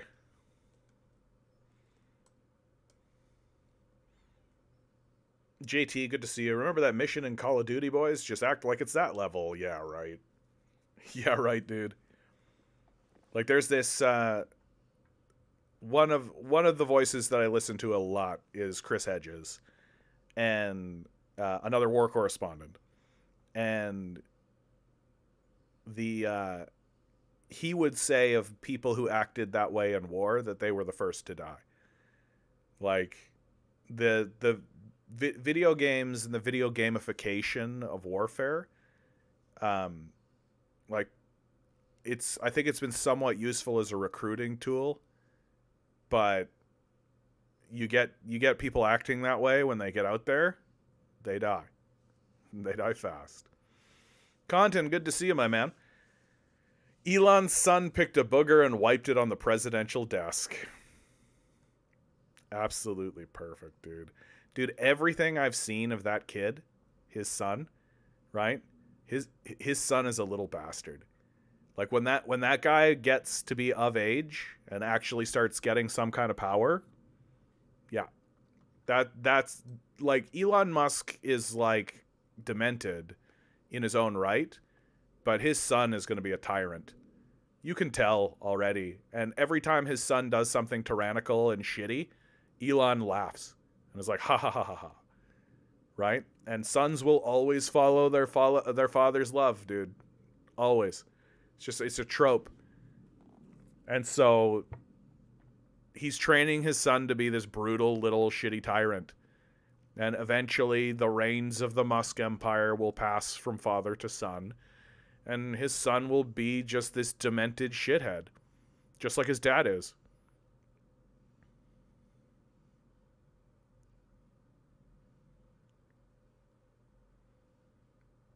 Olo writes, well, a regular Wehrmacht soldier was forced the same way. It's true, conscription exists. Try to put yourself in the shoes of a person who's in the exact same time period in Nazi Germany. What would I have done? I would have gone to jail. If my nation right now conscripted to go overseas and go fight, like, I'd take the jail. Yeah. Like, I'm not, I understand that that's sort of like backseat gaming talk, puffed up chest, all that kind of stuff. Yeah, no. I'm not going to be conscripted to fight a war of aggression. Like, I don't give a shit. I don't care. But that's just me. Right? That's just me.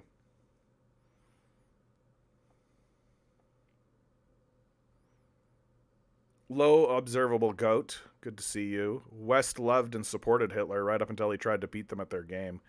Yeah, I mean, I really do think that if Hitler had have been slightly more conservative, right? If he had taken France, had taken like Czechoslovakia, Hungary, Austria, right, all this territory here, if he had taken this, left Poland alone, left Ukraine alone, right? If he had just taken this territory here and this territory here and then just sat on it, I think that would be Germany. Like, that would be modern day Germany today. And the Germans would likely look at Hitler and be like, yeah, Hitler, great leader. What a kick-ass guy. Right? He restored Germany to greatness. Right? He made Germany great again. But that's the problem with these guys, is that there is no such thing as enough. Right? There's no larger, like, there's no, and like,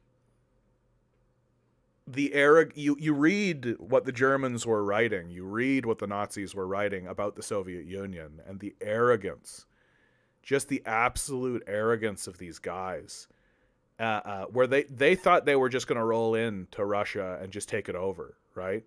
Which, I mean, the Blitzkrieg and tanks and all this stuff, very powerful machinery, very powerful hardware, and very effective, right? Like, the Germans had been an effective fighting force with it. And then they rolled into Germany, or rolled into Russia rather, right? And what the propaganda makes you believe is that, oh, well, the Germans miscalculated the winter, right? We here in the West do everything we can to disempower the Soviets, right? It wasn't the Soviets that did it. It was the winter that did it, right? But you read their own documents and you're just like, yeah, the Nazis said that the Soviets were beating them because they had superior production.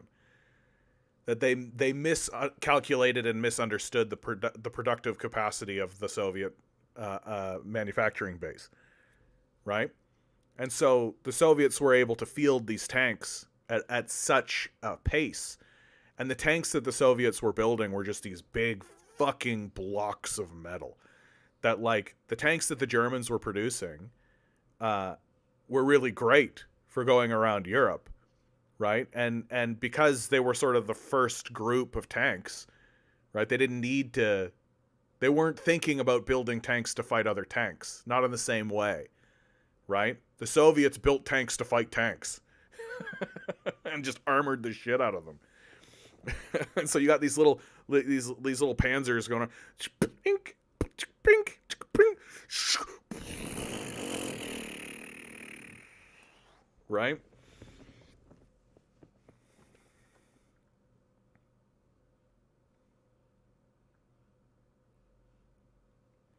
Did you know the Nazis said they'd kill your family if you don't join the war? Yeah, like, dude, they were like hanging Bonhoeffer, right? Like, they were killing people. Yeah. That's Nazism. That's fascism, dude. Yeah. Like, I understand that there's a lot of fear going around. I understand, like, the terror of Germany. I get it. No. Like, no, I'm not being conscripted. Like, it's not going to happen. Like, it's just not going to happen. Like, and you can sit there and scoff and be in disbelief and create whatever thing you want. Okay, cool. We just met. I will not be conscripted.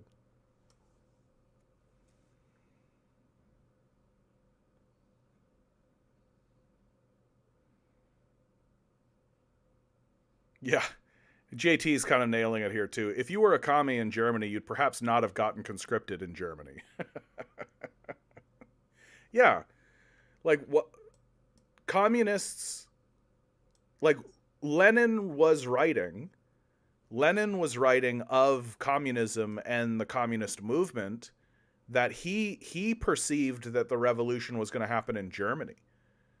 Right? That was what he believed, because the heart of communism in Europe at the time, pre-World War II, is Germany, where you have communists like literally taking over factories. You have communists across Italy as well taking over factories. Like, we have politicians outright saying, like, I can't stop these guys from doing this. Like, I literally don't have the military capacity to deal with these workers taking over these factories, right? Which is what the communists were doing, right? They were taking over infrastructure and taking over, like, they were seizing the means of production. It wasn't just an idea or a thought. They were doing it. Right? They were manufacturing, they were creating stuff, and they were doing it without the permission of the capitalist class. And they were pushing the capitalists out and pushing them out, which is why the industrialists turn around and start funding Nazis and start funding the fascists. Because the fascists, their entire ideology is about empowering the state and, of course, merging the industrial class, the industrial capitalists with the state, right? Like, that's the whole point of fascism, is to merge the business class, the capitalist class, with the state, and create fascism. And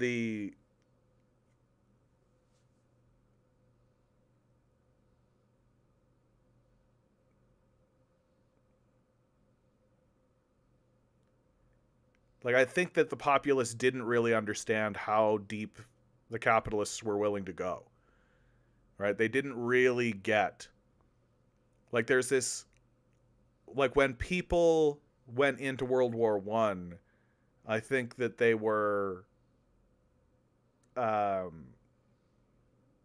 this sort of sense of incompetence, right? That World War I sort of manifests the horror as like a horror of industrialization, but that the whole thing sort of happened out of everybody's control, right? There's this like spiraling that happens with World War I, where like the Gatling gun is introduced, trench warfare starts to get introduced, artillery starts getting more seriously introduced.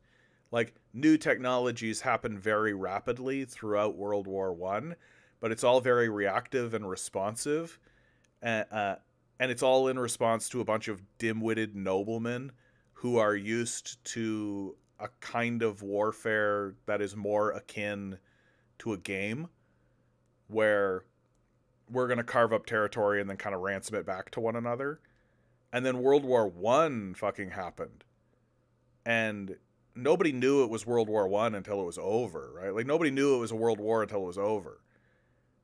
And then once the dust settled, you got all of the people post World War I basically just being like, fuck these guys. What are you fucking talking about? Like, they literally had men marching towards a Gatling gun. Like, we straight up have journals from the generals who had not seen these weapons, the Maxim gun, who had not seen these weapons in action, writing, just send more men. How many can it kill? And the answer is, it can't possibly kill all of them. And the answer was, yeah, it can. Yeah, it fucking can.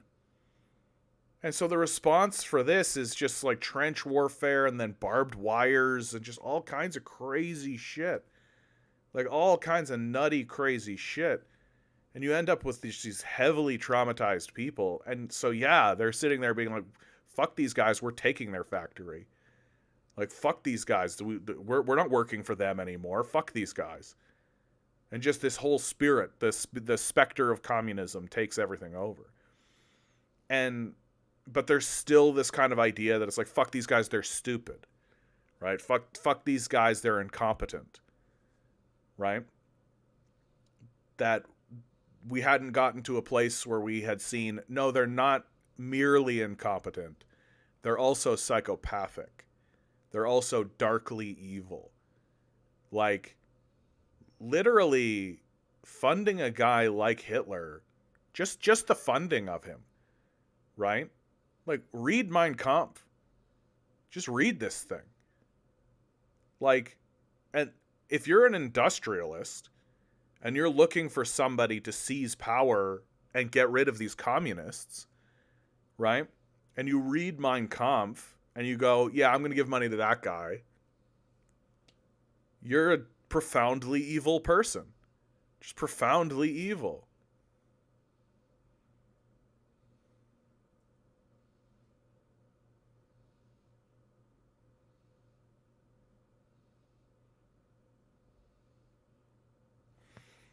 Alo's written something here that's kind of interesting. We're all tankies up in here, I guess. So let's talk about tanks. The Germans already had heavy tanks made. That's why the Soviets had to make the T-34 tank. But the Germans had issues transporting the heavy tanks. Yeah, much more other issues. So they stormed with Panzer II tanks. Yeah, anti-infantry tanks, pretty much. Yeah, which is the more familiar sort of smaller model. And Panzer IIIs didn't have that much armor, so the Soviets even started the production of PTRDs, and PTRDs anti-tank rifles were considered to be obsolete at the time period. That's pretty cool. That's pretty cool. Like, what a wild period of time, dude. What a wild period of time. Isaac writes, when I was in high school in Ontario, I remember taking a history class that said that the Germans were killed by cold weather system that came over and killed them in Russia, right? Exactly. Like, this narrative of just like, oh, it was the weather. It was a cold front. The Germans miscalculated, right? It wasn't that they were defeated by the Soviets, right? It was that the Germans miscalculated, right? So it's like this promise to future generations of white supremacists that it's possible. You can do it, right? You just need to consider the weather the next time you try to do this kind of thing. And everything that you can do to disempower and discredit the reality, which is that the reason why the Soviets won is that they fielded the superior army. Like, that's the end of the conversation. Isaac writes, it's like now, we've been on World War III and we don't know it. I mean, like, the entire war on terror period, dude, how is that anything other than a world war? Like, it's certainly just, like, if you're living in the middle, like, I guess it would be closer to a crusade, actually, now that I think about it, right? Like, this territory, like, they launched a crusade on it for the last 40 years, right? It's just like this enormous crusader period. And now it's manifesting itself into this, like, generalized collapse because they can no longer compete against powers that did not launch themselves into a crusade, that actually, like, took the last 40 years to build their country. Garden writes, back from the union meeting, our local is talking about strikes. No, dude, it's gonna be mass strikes. Like, that's the only card that's left. Like, we are in a position now as a people across America and Canada and Europe, frankly, where it is no longer about negotiating for a better contract. It's no longer about negotiating for a better contract for you personally, right? Like they will always stonewall you. They will always put you in a position where it's like, they want you to accept the 1% increase over 20 years. That's what they want you to do, right? And to consider that a fair contract. But the system of capital is collapsing so rapidly now, and things are moving so fast now, that a mass general strike in order to take control of the country at its core is what will be necessary, because the political apparatus and the corporate state are completely off the rails. Like they're utterly demented, and they're not capable of perceiving what your best interests are, right? Like what's the phrase that I've really come to, which is that the evil cannot perceive the intentions of good. That evil will always assume that the intentions of everyone else is also evil. And that if you were to say, I want to do something for the benefit of everybody, then evil will say, that's just what you're saying. That's just your con. Right? That's just how you're trying to con people to support you. But we all know that you're just in it for yourself because you're like me. Right? And I think that that's essentially the moment that we're in now, where the people who are in power cannot perceive or understand the concept of common good. They just can't understand it. And so in order to take power away from these people, a mass general strike is the only card left. It's the only thing left.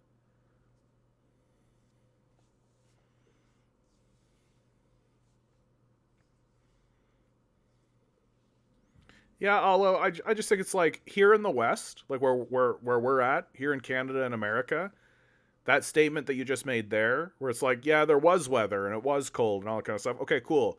Like, true. But here in the West, we essentially say the weather killed the Nazis. Right? Like, that's how stupid it is. And so, forgive me if I'm pretty hand-wavy on this subject. Pretty dismissive. Because over here, we're literally like, yeah, the Nazis would have won if not for the snow. Nah, bro. The Nazis wouldn't have won because communism is a superior productive capacity. It's a superior way to organize your society to increase productive capacity. And it proved it by out-competing the Nazis. It outproduced the Nazis. That's how they won. They won by outproducing them with their superior model, which was communism. And like, it makes sense the minute you actually sit down and think about it, right? Like, a communist model will always be superior in terms of its ability to produce and its ability to create than a capitalist model, simply by removing the capitalist, right? Take your system as it is now, no changes, exactly the same system, right? Now remove a parasite that is siphoning away productive value for nothing. Just remove that person. There, your system is better already. Right? Like, this is one of the big reasons I consider myself a communist. Like, when I was growing up, I would be talking, before I even knew what communism was, before I even knew anything, I'd just be talking philosophy and looking at things and being like, well, what about this idea? What about this idea? What about this thought? Right? And I would say these things and people would say, that sounds like communism, so we can't do it. Until eventually I just went, I guess I'm a communist. Because all of these extremely good ideas we should 100% do are apparently communist ideas. But one of the things that a lot of these guys would say, like I would say, like, we should create like a state-funded organization to do this. And people would say, well, if you do that, then capitalists won't be able to compete and you'll stifle market competition. Just like a tacit admission that their model is inferior. Like, so we have the ability to create superior models to increase productivity faster, and you're admitting it, but you want it to be inferior for the sake of what? Like, what do we actually get from that? And at the end of the day, it's just like they want to be in charge. Like, they want to be the billionaire. They don't want to have to actually have a meeting and talk to people. Garden State writes, I had this discussion earlier today with another streamer. The West talks about World War II starting in 1949 or 41 for Americans, but the war began nearly a decade before. China and Russia, the intro... yeah, I mean, like all things, these dates are pretty wobbly, right? Like, usually there are declarations, and so people kind of go with that. But, like, you can read the Soviets writing about Germany militarizing and building up and how there's going to be a conflagration. There's going to be something. You can read them writing about that all the way back to, like, 1910. Like, they know. Like, they see this buildup happening. They know, right? They're not they're not just like, they're not blindsided by the Nazis. Oh, okay, guys, I have to pause for a second. I'm just going to go use the bathroom. I'll be right back.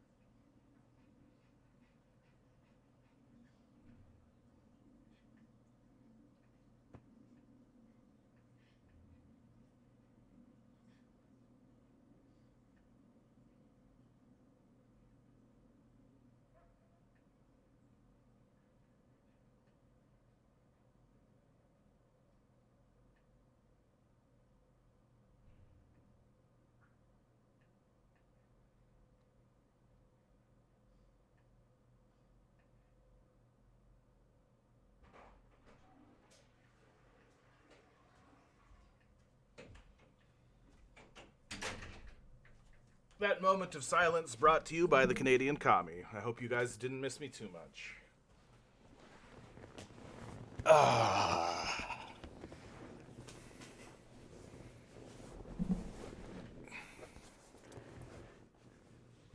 Garden State writes, the intro to philosophy is what helped me think differently about the system and what drew me into communism. Yeah, my journey into communism was straight out just like when I was younger, I kept coming up with ideas and thoughts about how we could actually, you know, make society better. And it was always met with the same thing, which was like, that's communism, which was annoying because it's like, no, it's not. like it's just like, there really did come a point where I was like, if feeding and clothing people is communism, then I guess I'm a communist, right? But the ultimate, like, what ultimately happened, because I'm like just living my life, is that Jordan Peterson shows up. And this guy, and I'll be honest, when he first showed up and just like first materialized, I found him to be kind of useful. I found him to have like, his whole like cheerleading thing and kick you in the pants and go clean up your room and stand up straight with your shoulders back and that kind of thing, right? Like, yeah, I get it. But the moment you go like one step deeper with him, you're like, oh, this guy's a fascist. Oh, this guy's a fascist. Okay. And once I realized that, I was like, oh, this guy who actually kind of like gave me a little kick that I sort of needed in that moment ended up being kind of a fascist. And then I saw a clip where he was shitting on Marxism and communism. And so I thought to myself, you know, I've never actually read anything by, I've never read the Communist Manifesto. Like, I've never seen anything about this kind of stuff. And so I picked it up and read it, and immediately I was like, yeah, I'm a communist. Right? And I always was. Like, that's the thing. Like, I always was. It's just that Karl Marx and Frederick Engels gave language to something I always knew, right? And it's through their description and their understanding of what's going on in our societies that I was able to more more rapidly crystallize my own thoughts on what's going on, because they created a center, right? Like, before I ran into Marxism, before I ran into the Communist Manifesto and Das Kapital and the principles of communism and all of this, I was always sort of just on the fringes of what was going on. And I was always in a state of struggling with what was happening in our society. And I was always trying to articulate it and always trying to find methods and ways to discuss it. And then the moment I read their work, I was like, that's it. They nailed it. Like, they did it. They got it right. And so that's given me the language to discuss what's going on in the society. And then you run into people like Richard Wolff, who magnificently describes what's going on in the society. And but so at the end of the day, I can thank Jordan Peterson. Thanks, Peterson.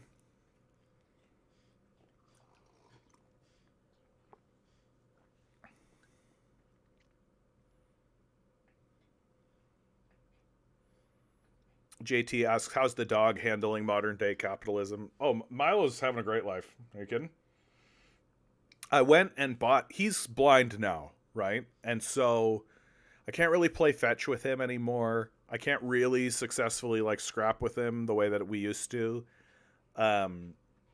Which I miss being able to play fetch with him. And I think he misses this stuff too, because he's still a playful little guy and he still wants to have fun. But he can't play anymore because he's blind and getting old, right? So he can't just like run up and down stairs like he used to, right? And so a while back, I went and got him just a very simple kind of puzzle ball, because I was worried that he wouldn't be able to figure it out. And I put some treats in there, and he figured it out instantly. He was just like, do this, treats. And so I thought to myself, I'm going to get him a really advanced one. So I went and I found a really advanced like puzzle ball with lots of like straps and lots of lifts and flaps and things like this. And he loves this thing. He loves this thing. And I'm so happy I went and got that for him, because my big concern with him is that because he can't really interact with the world the way he used to be able to, he's become just extremely food motivated.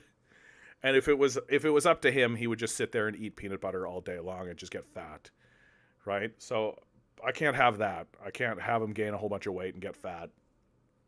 And so this puzzle ball, like, he just goes at it and goes at it and goes at it, right? And I'm really happy about that, because he's a good boy and he deserves to have as much enjoyment and love as he can in the world in these final years that he has with me. And yeah.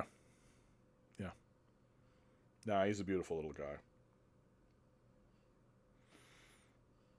He does the most adorable thing when I've decided, I used to not want to go out in the evening when I had him by myself, because I was like, oh, he'll be sad and all that kind of stuff. But now I'm like, you know what? He can be sad. That's fine. He's just being dramatic. But he'll howl. I'll like be gone in the evening and he'll howl. And because he's blind and kind of deaf, he can't hear me come in and he doesn't see me. And so I've walked in on him howling, just sitting there going, hoo, hoo. And it's the most adorable thing. It's just the sweetest little thing that he does. But it's just so goddamn dramatic. Like, it's just so like, come on, bro. Like, I was gone for 4 hours. Like, give me a break.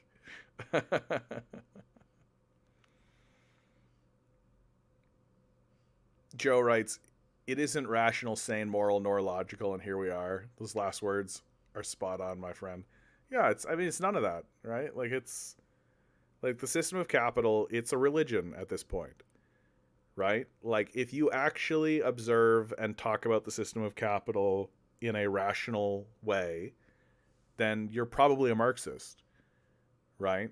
But if you actually think capitalism is the bee's knees and you're trying to defend capitalism, like, this was an observation that was done by David Graeber, right? Like, God rest his soul.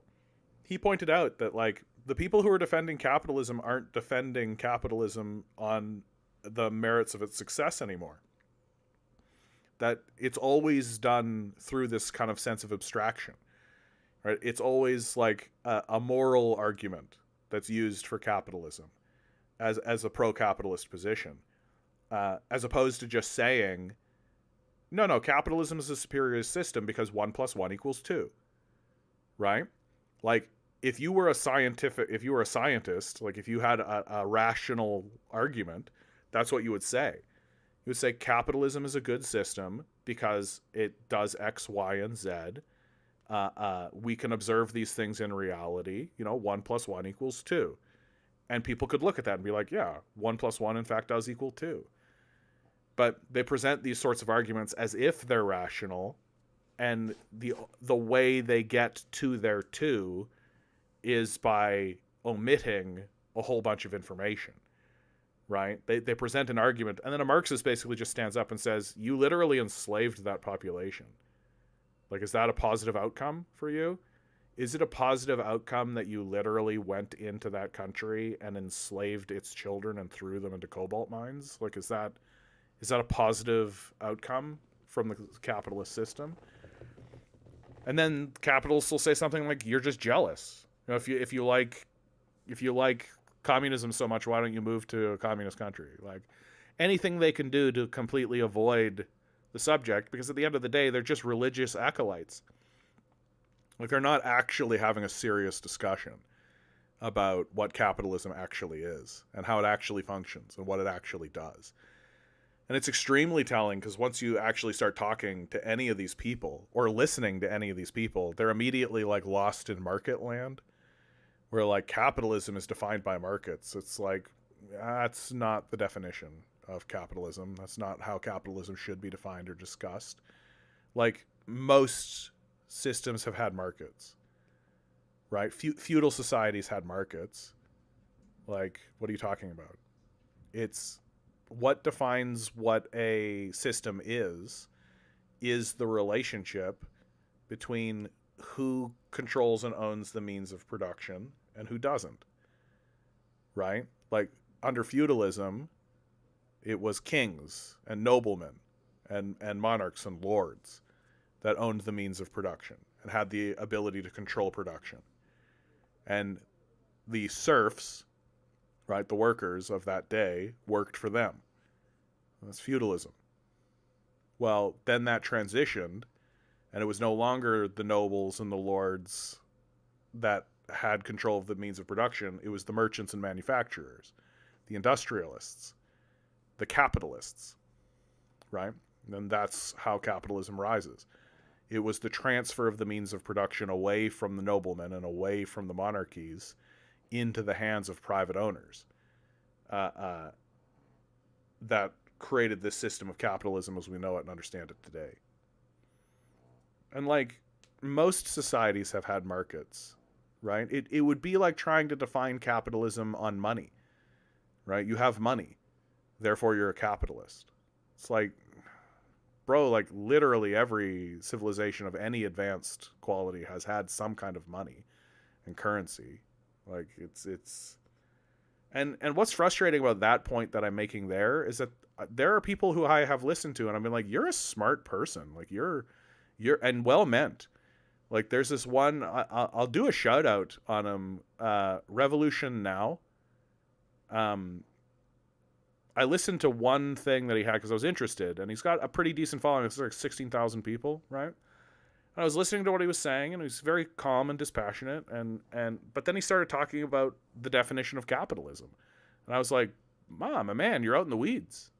Like, you're out in the weeds. Like, you think that capitalism is the market. Nah, bro. Like, no, not at all. Right? And it just gives credibility and credence to how capitalists talk about themselves. Right? The freer the market, the freer the people. Forgetting that, like, somebody owns that market. Right? Markets are maintained and owned by somebody. And capitalists don't want you to understand that they're the ones that own it. Right? They don't want you to understand that they're the ones that are in control. And so that they can convince you that a free market means having a bunch of different colored soft drinks, but not having the ability to say, maybe we shouldn't have those on the shelf at all. JT writes, my cats seem unfazed by the ongoing genocide, increased austerity, which either means they're ignorant or reactionaries. Cats are definitely reactionaries, for sure. Like, cats are, like, for sure, like, reactionary Republicans, for sure. Isaac writes, when I was 7, the U.S. used to parade Cubans in my country, saying that Fidel ate babies for breakfast, and you have to line up to get food.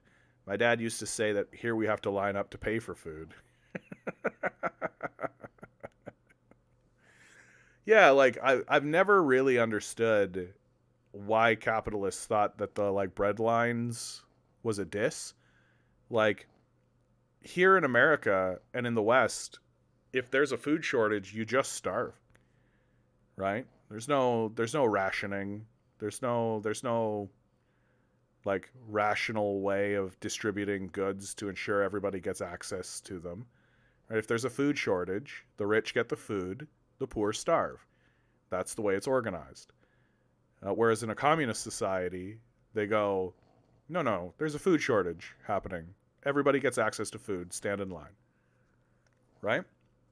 Like, that's how it works. And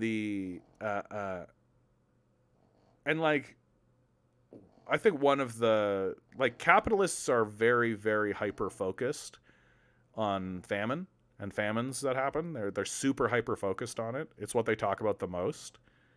But they omit the Dust Bowl, right? Like, the Dust Bowl happened in America. So it's a famine that happened in America. People died because of the famine that happened in America during the Dust Bowl.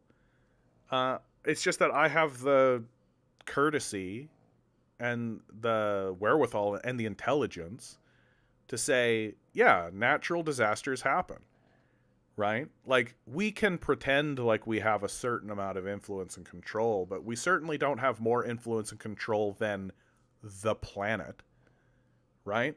Like, it's just this overwhelming arrogance that exists within the Western mind to say that if a famine happens, it obviously is the fault of the humans 100%. And it's just like, no, bro. Like, if the Earth wants to create a famine, it's going to. And you can try to prevent it, and you can try to get ahead of it, and you can try to alleviate it, but that's not really how this works, right? And so I never go after the Dust Bowl the way that anti-capitalists or anti-communists go against, like, the Ukrainian famine or the famines during the Great Leap Forward.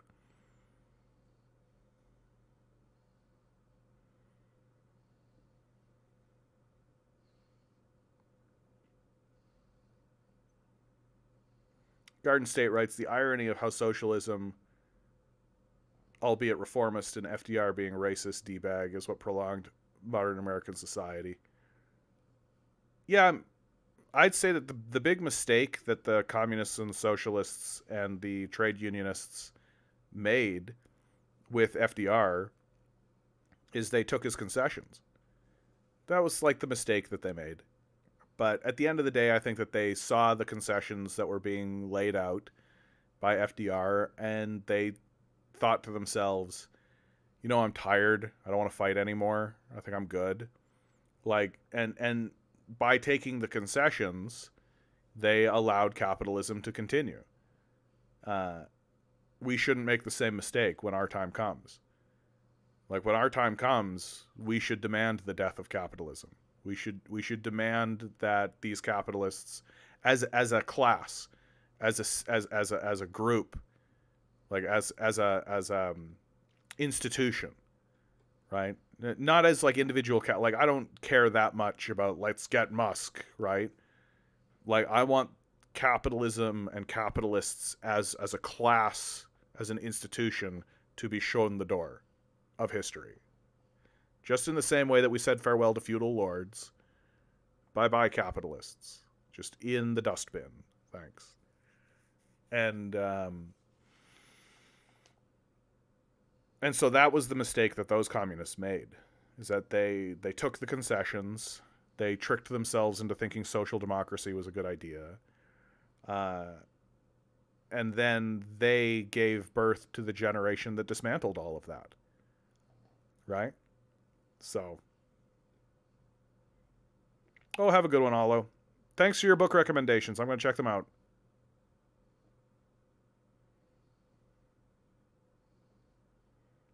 Low observable goat. Dragons, chaos, such a logical worldview. Yeah, Peterson is not, like, logical, right? Like, this is the thing, is that, like, people like him, I think one of the things to really understand about fundamentalist Christians, which Peterson is certainly one, is that when they're talking about the things they talk about, they're replacing a legitimate exploration of their emotional selves, their spirit, you might say, with sort of fairy tales and religious books. Like, there are people in my life who I love and respect very dearly, and whose opinions I take seriously and I listen to seriously, who, when we start talking about Jesus, are like, Jesus was a literal person that did literal magic, and he's literally up in heaven, literally looking down on us, and when I die, I'm literally going to go hang out with him, literally. And that's a literal thing that's really going to happen for sure. Right? So, like, there's a moment where rational conversation stops, and we're having a new conversation that I have come to see as non-rational, right? The trouble is that the people who are having the non-rational conversation argue that it is rational, and they fight for it to be rational and to be seen as rational. As opposed to what I think we should all be doing, which is saying, okay, this is now a non-rational conversation, but that's fine, because we are primarily non-rational creatures, right? We have emotions, we have feelings, we have a connection to deeper things going on inside of ourselves. That's absolutely true, and we never talk about it. We never really discuss it. And because we don't talk about it, and because we haven't created a language by which we should use to discuss it, right? The reality of our emotional selves, the frailness of our existence, then that has left a vacuum for people to step in and have conversations and introduce language into the popular consciousness that is non-rational, but attempts to discuss this very serious thing, which is your emotional internal self. And I think Peterson is essentially doing that with all this dragons and chaos and order kind of thing. And but when you actually like sift into it and you really kind of break into it, you really realize that it's just like another cover for patriarchy and the hierarchical mindset, right? Which he's like very upfront about the hierarchy stuff, but like he's obviously like a patriarch, like he's obviously that. And it's just like another method to try to get people to normalize the subjugation of others, right? Which is what capitalism demands. Like this is another thing about the way the West perceives the world, right? The West perceives the world as like a triangle upon which one society or person will stand, right? And if you have that worldview, then you can never be a cooperative peer, right? You can never actually look out into the world and be like, okay, there's my neighbor, right? There's that guy, right? Let's do trade. Let's just peacefully coexist, right? You can never actually peacefully coexist with anybody else in the world because you're always perceiving where you are on some kind of pecking order. There's always this pecking order idea that's like, it's always good to get your philosophy from chickens, I think. And this idea that like we must be at the top of a pecking order, as opposed to just being one of many, and here we are, and we don't really know what's going on, but we should try to peacefully coexist. And if you have this pecking order mentality, you'll always look at your neighbor and go, how are you trying to get one up on me?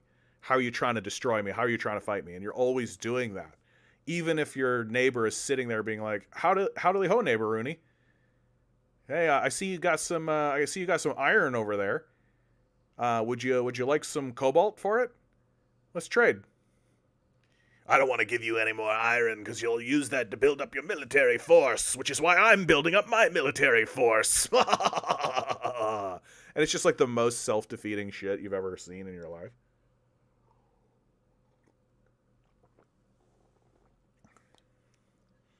Long Defiant writes, I became an atheist before a leftist. Then I realized that I could be wrong about religion. There's probably a whole bunch else I need to learn or unlearn. Yeah, I think that atheism is honest. Like that there's something very honest about atheism. I get why people become atheists and stick with being an atheist. I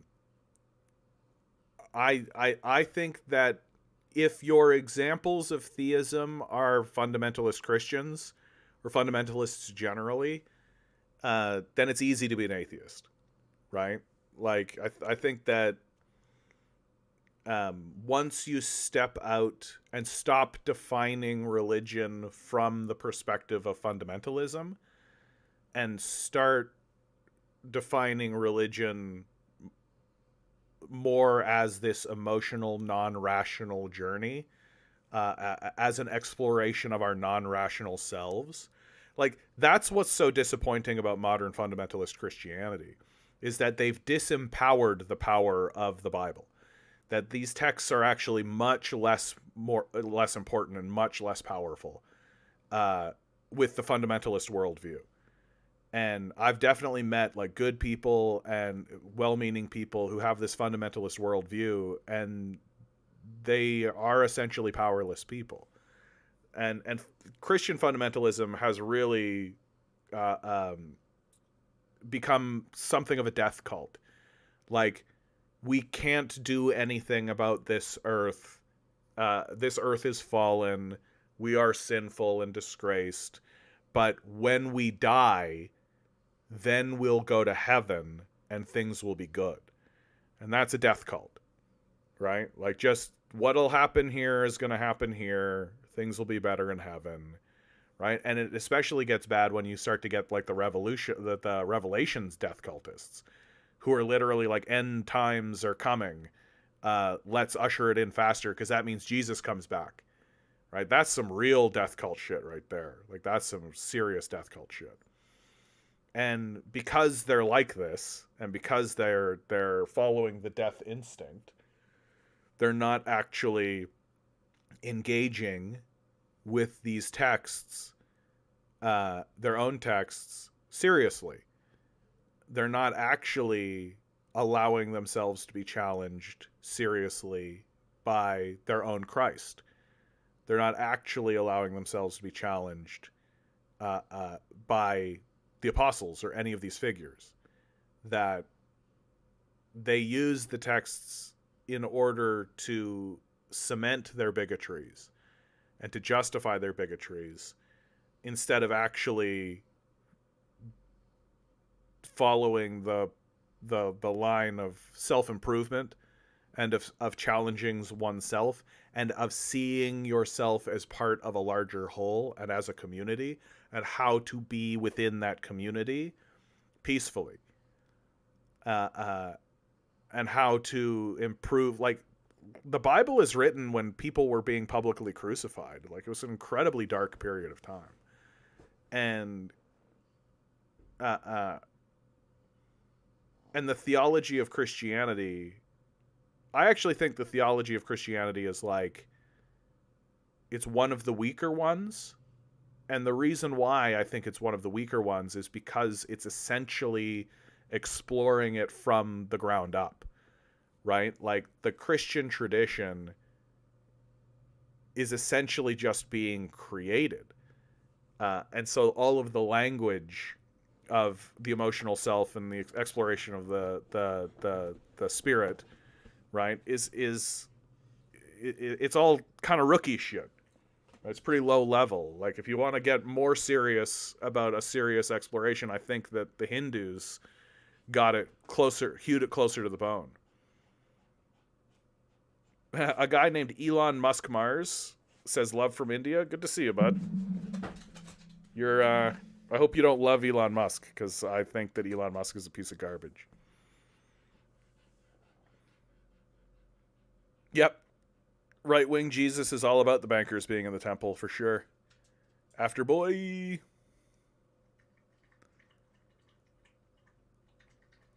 Writes, how do you deal with people trying to convert you? Even when I was a better Catholic and I went to church, that wasn't enough for some people. Nobody tries to convert me.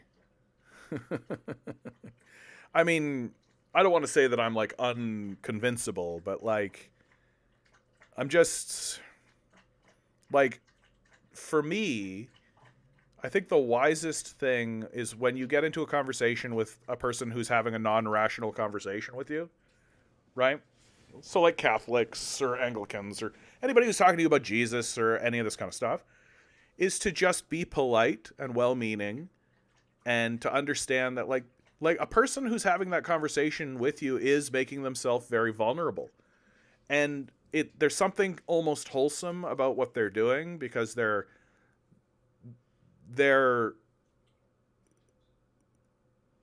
concerned. Like there's a concern there. There's something that they're taking something else into account other than your paycheck and your wallet, right? They're actually saying like, hey, how you feeling about your soul? So there's something nice about that. I understand why atheists have closed the door on these people, because the fundamentalist Christians especially have proven to be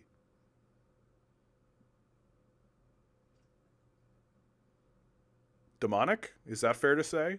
Like they've really proven to be like, the heralds of the Antichrist kind of stuff, right? Like there's no reason to listen to anything they have to say.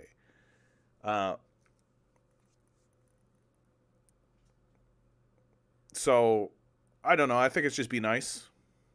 Just be nice and kind and understand that a person is making themselves vulnerable to try to have a difficult conversation.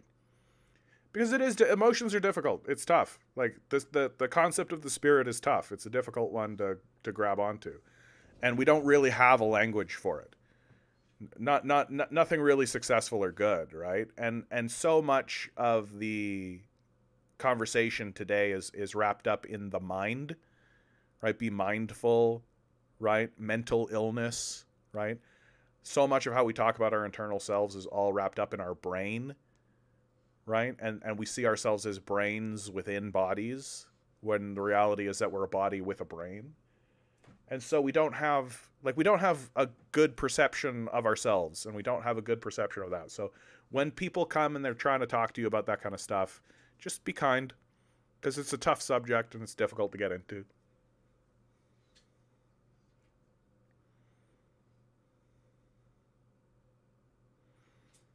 Content. Nah, being an atheist is just easy. And it isn't because of a heretical take on Christ that makes it easy. No, I mean, this is why I don't really hold it against atheists.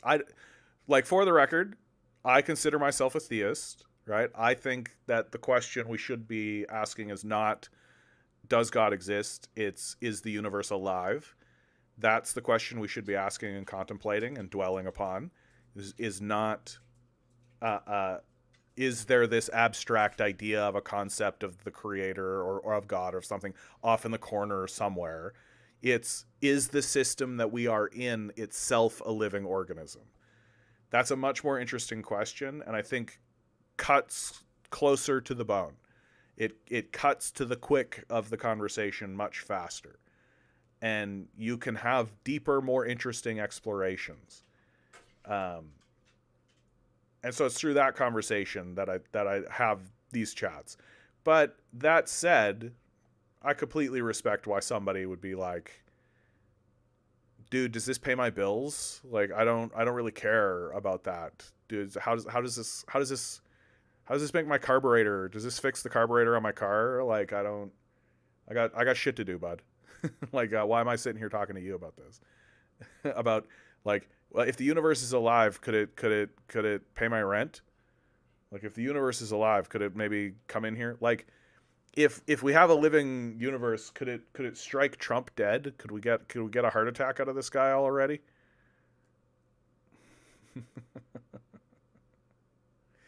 Content writes, brother, that's just environmentalism with extra steps, which is fine. But no, I think that's not accurate, right? Like, I think that, like, Christ's message was always environmentalist, right? Like, the great commandment is love the Lord your God with all your heart, with all your soul, and all your mind. And we're not talking about that as like an abstract ghost that lives somewhere. Like, we are defining God as the universe, as the reality that we live in and that we persist in, right? Like the Enlightenment people, like Isaac Newton, defined God in that way, right? That it's the universe that we live in, it's the environment, it's the thing that we're in. So when Christ is saying, love the Lord your God with all your heart, he's saying, love your reality, love nature, right? Love your environment. So the message of Christ was always environmentalist, right? And then of course he follows through and says, and love your neighbor as yourself, right? And that's the second part of it, which is that if we are part of a living organism, then that means that we are part of a whole. Just how cells within your body are individual cells, but make up a larger individual. And so we actually are collaborative. We're a complete thing, right? And by hurting your neighbor or doing damage to your neighbor or harming your neighbor, you're actually harming yourself, because like it's like cutting off your nose to spite your face kind of thinking. Anyway, the theism conversation is a conversation I can go down and have a big conversation with a lot. And I also think that it like contemplating the existence of a living organism of a universe, like, I think it's so important because I think it's what gives a person, certainly gives me, the concept of self-confidence and of self-worth, if that's accurate to say, that like I am equally valid in the eyes of creation to somebody like Elon Musk. That because of the scythe of death and because of the return to the creator, our existences are equal and equally valid. We just muddy those waters because our perception of ourselves is mundane. Anyway. Yeah, Christians today would crucify Christ on a public stage if he came around today, for sure. 1000% good to see you. No, absolutely. Like, Christ's message, like, first of all, they would call it woke, right? Like, they for sure would just call it woke. Like, there's a real phenomenon going on right now in Southern churches where Southern ministers are confronting people with the words of Jesus Christ and the message of Jesus Christ, like the Sermon on the Mount. And people are saying that sounds woke. And it's like, yeah, dude, I would argue that Jesus was awake. I would argue like that's what's so funny about this whole anti-woke sentiment and this anti-woke movement that's going on. It's like people who are arguing in favor of being asleep. Like they want to go back to La La Land. They want to go back to this dream world where everybody's asleep and they don't want to be awake anymore. And it's just like right in front of you, like the way that they're talking about it.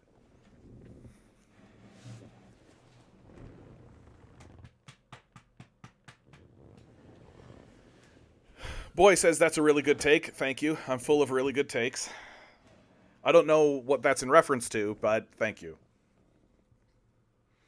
Yeah, if Christ knew of his own productive and mechanical capacity of today, there's zero chance he would be a liberal capitalist. Yeah, no.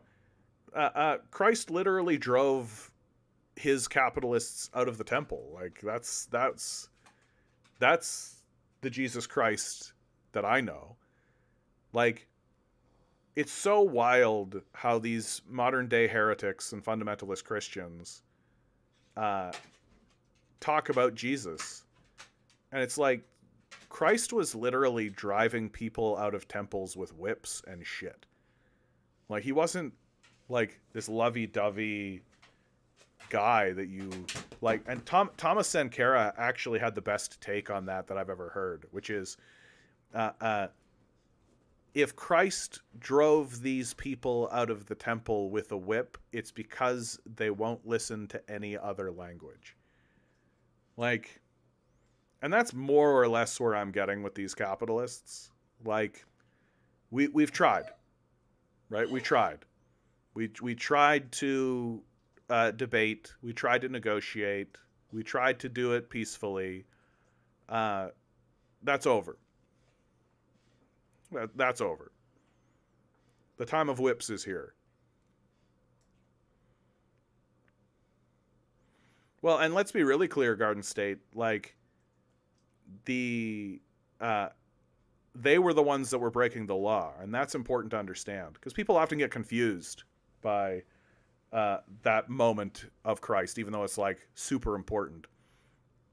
Like, the people who were selling in the temple were the ones breaking the law and disregarding the law, right? And so Christ went in there and was like, nope, I'm upholding the law. You're not going to do this shit, right? And threw them out. And that was the catalyst and the event that leads ultimately to his crucifixion, right? And that's what's important to know about the story of Christ, is that the story is fundamentally about a man who upheld the law and was crucified for it by the state. And there's even a figure in the story, Pontius Pilate, who is essentially just a worthless bureaucrat who doesn't actually have a moral position and doesn't care, and I wash my hands of this, right? A kind of attitude of neutrality.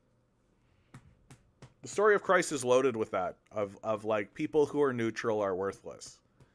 Like, those who are neutral side with the oppressor.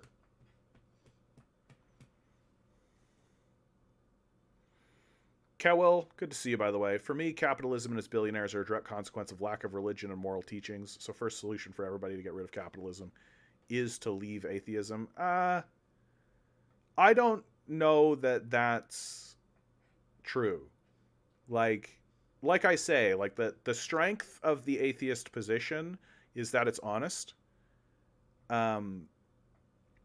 There's an honesty there that I don't think, like, that can't really be overstated. And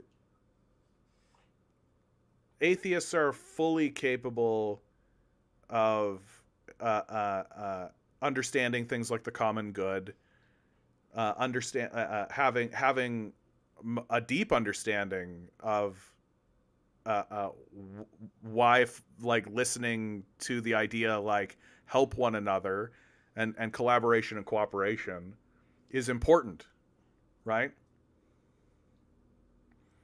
See, it's this, but Cowell, it's this kind of conversation that, like, it's self-defeating by seeking the truth. Okay, well, let me be the devil's advocate. Okay, what evidence do you have that there is some kind of creator? What evidence do you have? Like, what exists? What perception of reality do you have that I don't? Like, where is your God?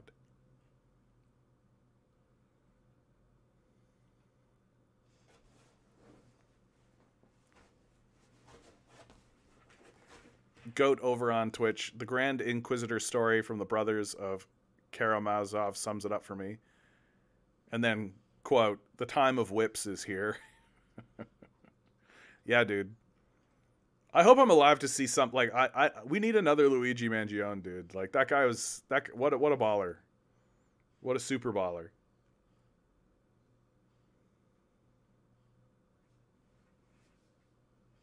Yeah. Look, atheism is at its very like, I think that what atheists really force theists to do is rethink their position, right? And you can see it within the Christian fundamentalists for sure, that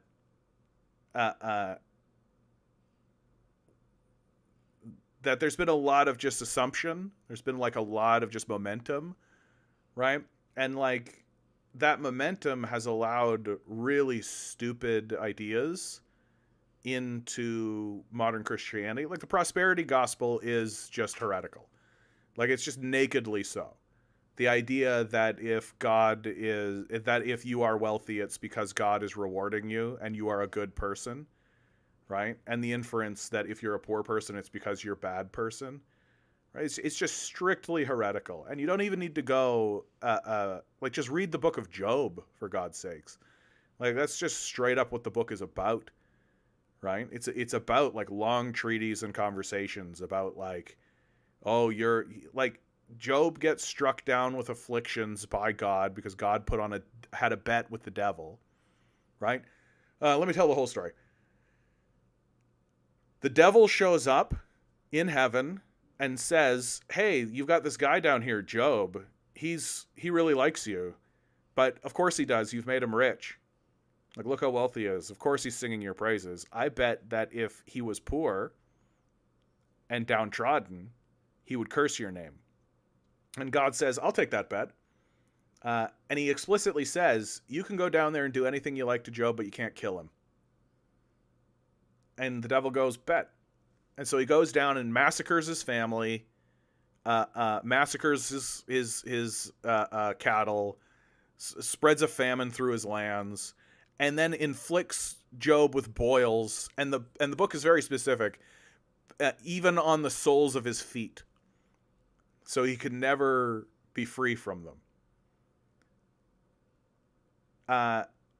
And so Job's got nothing. He's impoverished. And so his friends show up. And they have like, most of the book is the debates between Job and his friends. And it's obvious that a lot of the points that are being brought up were the points, the popular points and points of philosophy that existed at that time. And so some of it is inscrutable. Like some of it is like, I don't really understand this because it's entrenched very much in the context of that moment. And so there's more exploration for me to kind of more fully understand that book from that perspective. But there is one conversation that persists throughout the entire narrative and the entire conversation, which is God struck you down because you did something evil. You've obviously done something to offend God. You've obviously done something bad, and therefore you're a bad person. And of course, Job is like, nah, bro, I didn't do any of that. Like, that's fine. And God is bigger and more powerful, and his ways are unscrutable. We have no idea what's going on, all that kind of stuff. And this conception of, like, the modern perception of, like, God does good things exclusively, and if he does bad things, then there's a good, like, it's much more neutral. Like, the God of the Old Testament is much more neutral, right? He's not making, like, anyway, and my favorite part of the book of Job is that at the end of the book of Job, Job and God have a conversation. And Job says to God, dude, this sucked. Like, this was the butts. I did not like this at all. And God goes, who gives a fuck what you think? You're a little bug. I could just smush you. Shut up. And Job goes, yeah, that's a good point.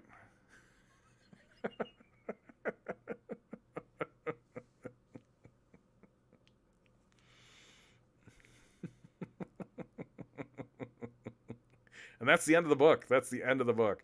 The book literally, well, and then God restores his wealth and restores his all the kind of stuff and gives him like a new family and like all like heals his wounds, right? All that. But that's the end of the book. Just straight up, you're just left with like, oh yeah, like you should believe in the power of God. Like that the lesson of Job is, if you have wealth, it's by the grace of God. He's not rewarding you for a work that you've done. He's not rewarding you for your goodness, right? You should be humble and you should say, thank God I have my wealth. Thank you. Thank you. Thank Creator. Thank you, creation. Thank you for bestowing these honors on me that you could very easily not, right? That you could just crush me like a bug and move on and not even like the hand of God will kill you and not even realize it's done it. And if somebody were to point out that, hey, you killed that guy with your motion, God's attitude would be like, uh-huh. And he'd just move on. It's like when I do beekeeping. Like, no matter how delicately I do it, when I'm moving boxes around, you inevitably end up crushing a bee. I don't have a little funeral. It's just how it is. Yeah, so Kelwell writes, from my experience in life, nothing complex can exist without intelligence. But that's just an assumption, right? That's just an assumption.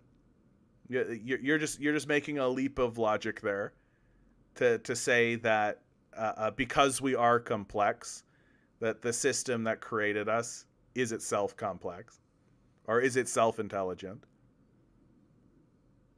How can we understand that a robot needs engineers to exist, but an organic robot can come into existence by chance? Well, the atheist position is that we don't know, right? Like, we don't know. That it's better to say we don't know than it is to ascribe existence to some kind of intelligence that some people will say, oh, I understand what the intelligence wants. Everybody listen to me about the intelligence, right? And there's just like not much evidence in that statement. It's like, oh, so we're complex, therefore there's an all-powerful creator whose books we should read.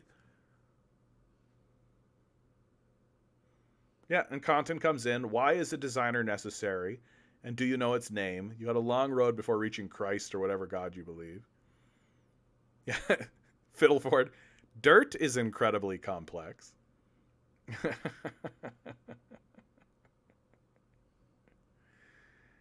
Garden State writes, so is that where some of prosperity beliefs come from that story? No, because that story is designed to thwart the prosperity beliefs. I think that prosperity beliefs, and specifically what we're talking about, is the belief that if you have money, it means you're good, you're being rewarded. I think that's pretty common, right? Like, I think, and it just comes from kind of a narcissism, right? People believe in themselves, and they believe that I'm being rewarded, therefore I must be good, right? Whereas books like the Book of Job, and Ecclesiastes gets into this as well. Ecclesiastes is a brilliant book. They really remind you that, like, nah, bro, like, this is a randomly generated system. This is a system of random generation. I'm going to go down a rabbit hole with you guys just for a second here, just because I think this is an interesting way to think about the reality that you live in. Is that this is a system that's randomly generated, and that all results are true. You're just not experiencing it, right? So directly beside the universe that you live in right now is another universe, right? Because it's an infinite universe. And we don't really understand what infinity means, actually. Like, you think about something like Rick and Morty, Okay, like a really silly example, but it gets the point across. Like Rick and Morty has interdimensional travel, so there's this concept of dimensions. But even Rick and Morty is like, oh, there's only so many universes by which we can do X, Y, or Z, and it's like, no, bro, there are infinite. That there is a universe that exists directly in parallel with this one, that where the only difference between that universe and this universe is that in this moment I say a word different than the number 4. And that those differences occur, and maybe it is like a divergence and then a back into the inflow, right? Because it's not a big enough difference to blah, blah, blah, blah, blah, blah, blah. And but eventually one of those numbers, instead of saying 4 or 5 or 6, right, it'll be 700,802, and it'll take a lot of time, and then there'll be an actual divergence, right? Because it took so much time, then that means that one guy stood there and listened to me say the number, and then he missed his subway, and then he wasn't in this place he needed to be, and so that means that things are different and things shuffled around, right? And so all of these existences exist, and they exist simultaneously all at once, and they exist like permanently. Like we experience them in a linear way. We experience them in a forward linear manner, but they exist. And we are just going through them. And that all outcomes that are logically possible to occur do. And that's the true horror of existence and reality. That's the true horror of the situation. Is that all possible outcomes are real. If it's logically able to exist, then it does. Moreover, that system, the system that we exist in, was created without forethought. That it was created as a byproduct of the ability of a force to do it. And that's it. That there's this idea that says, okay, well, how can there be a loving creator if evil exists, right? And the answer to that is that creation happened without thought. That the creative force didn't think, how do I sparkle in some evil, right? It just created all things that are logically possible to be created. And then it's after that that the force can experience its own creation through its own creations. And it's through that process that the concept of evil can manifest. And that we can have a discussion about what is good and what is evil. But until it's created in the first place, you can't actually have a reflection of it, right? That before you create the concept of judgment, and before you create the concept of these things, or have things upon which we can reflect, they don't exist. And so all things are created first, and then our opinions of them come second.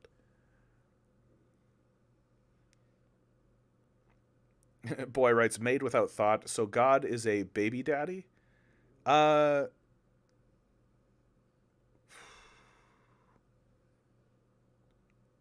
think that the process that we're going through is best described as a exploration of the self. That through a process that we will never understand, because we don't understand what nothing is. Like we are things. Like we are things. We exist as things. We exist. And so non-existence, we understand that it must exist. And even the language we use, right? Non-existence exists, right? Like it's an impossible subject to discuss.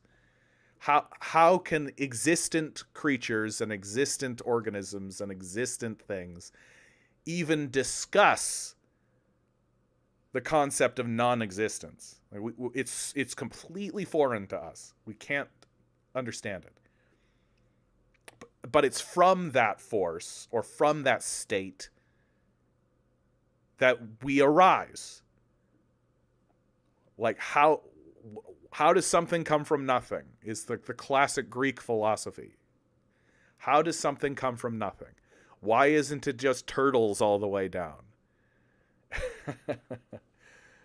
And the only answer we have is that there must have been a state of inertness, of nothingness, of non-existence, in like the true sense of it, something we cannot comprehend.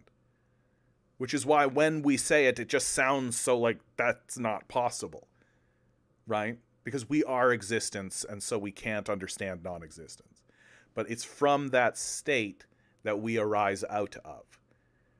And so, and this is my thought on it, is that when a creature comes into consciousness, right? So like when babies are born, when insects are born, when animals are born, when they come into consciousness, they immediately pursue, and it's universally the case, they immediately pursue their capabilities.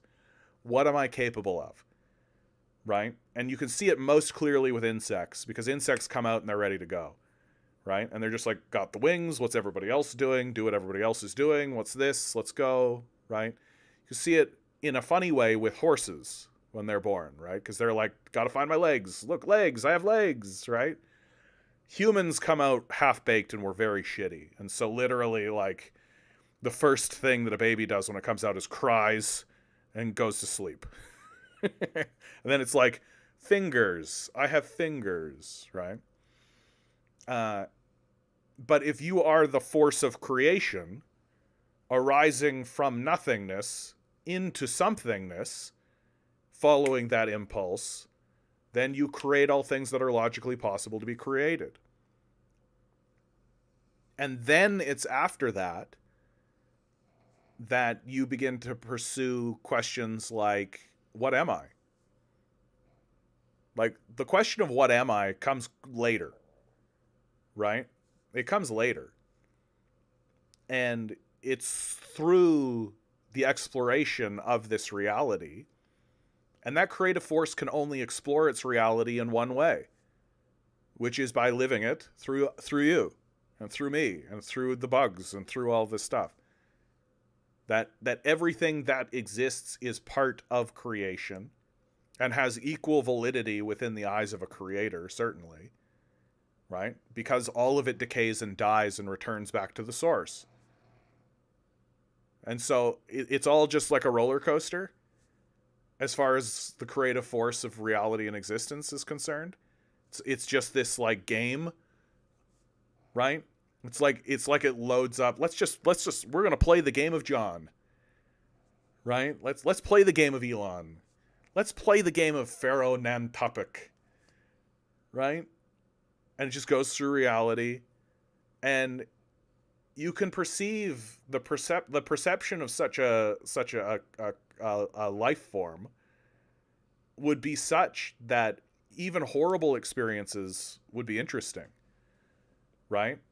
And that the experience of, like, you really got to think about how fascinating it must be to be a creature that has only ever experienced non-existence, suddenly given the opportunity to experience all things that are possible.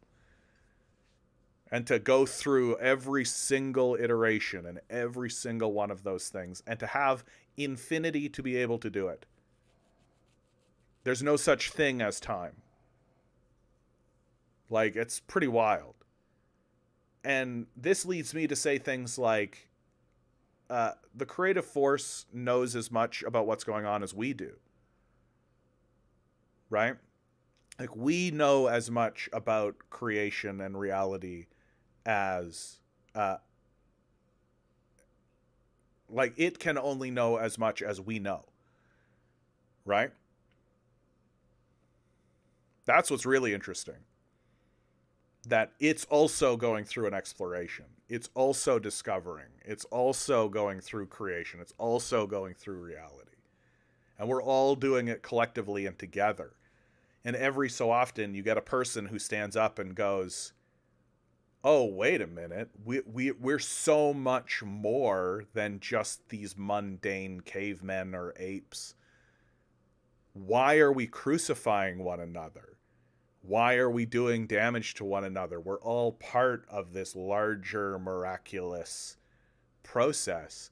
And it would be so much better for everyone involved in that process, including the creator itself, if we treated one another with decency and did everything we could to make the time that we have in this reality as pleasant as possible. Like, this could be a real vacation spot. This could be a real break. This could be a real oasis. Right? Like, you think about like a creative force going through the process of being every cockroach, being every mouse, being bugs and insects, and spending hundreds of years as a crocodile, right? And it spawns in as a human. Like, spawns in as a human during the Holocaust, as a Jew during the Holocaust. Spawns in as a Nazi during the Holocaust, right? And because we refuse to sort of understand, we remain in this very mundane mindset and have this very mundane perception, right? Where it's dog eats dog and it's competitive environment, and we believe in the concept of scarcity, right? On a planet that literally creates food, but okay. And because we believe in these capitalist principles, and we're pit against one another, when the truth is that we're all the same organism. And what that organism is doing is exploring itself in the universal and eternal quest of self-discovery. What am I? What is this? What are you talking? What is creation? What does it mean to be the creator? What does it mean to be alive? What is the purpose of this? Is there a purpose? What is purpose? What is meaning? What is this journey that we're all on? Does it matter? Is it all just suffering? Is it all just watching yourself decay and then die, and it leads to a dead end and there's nothing at the end of all of this? Like, these are thoughts that you have as an individual and that I have as an individual. Imagine it on the scale of creation itself. It's just incredible. Like, it's just incredible. It's just incredible.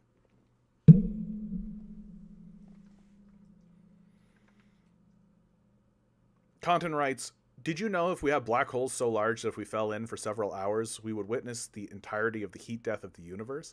Fuck, that's cool. Black holes can do this, but protein chains, given enough time to evolve into life, is the most improbable thing.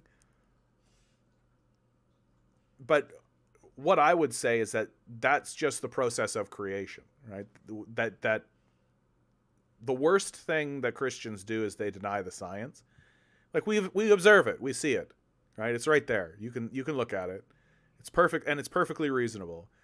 And that's the process by which creation occurs. That's the creative process. And it's often discussed in a, like, I feel like it's often discussed as if there's like a guy like forming something and being like, good, I made him. Like, it's a tray of cookies and I made the recipe. And I think it's just like not like that at all. Right? It's much more chaotic and much more just like, this is why it's important to understand that, like, it exists because it can, and there isn't the intentionality behind it that we historically do give the creator, right? Like, this is a creative force that created it because it could, and that's it. There's no I made it because I loved it. It's not how it goes.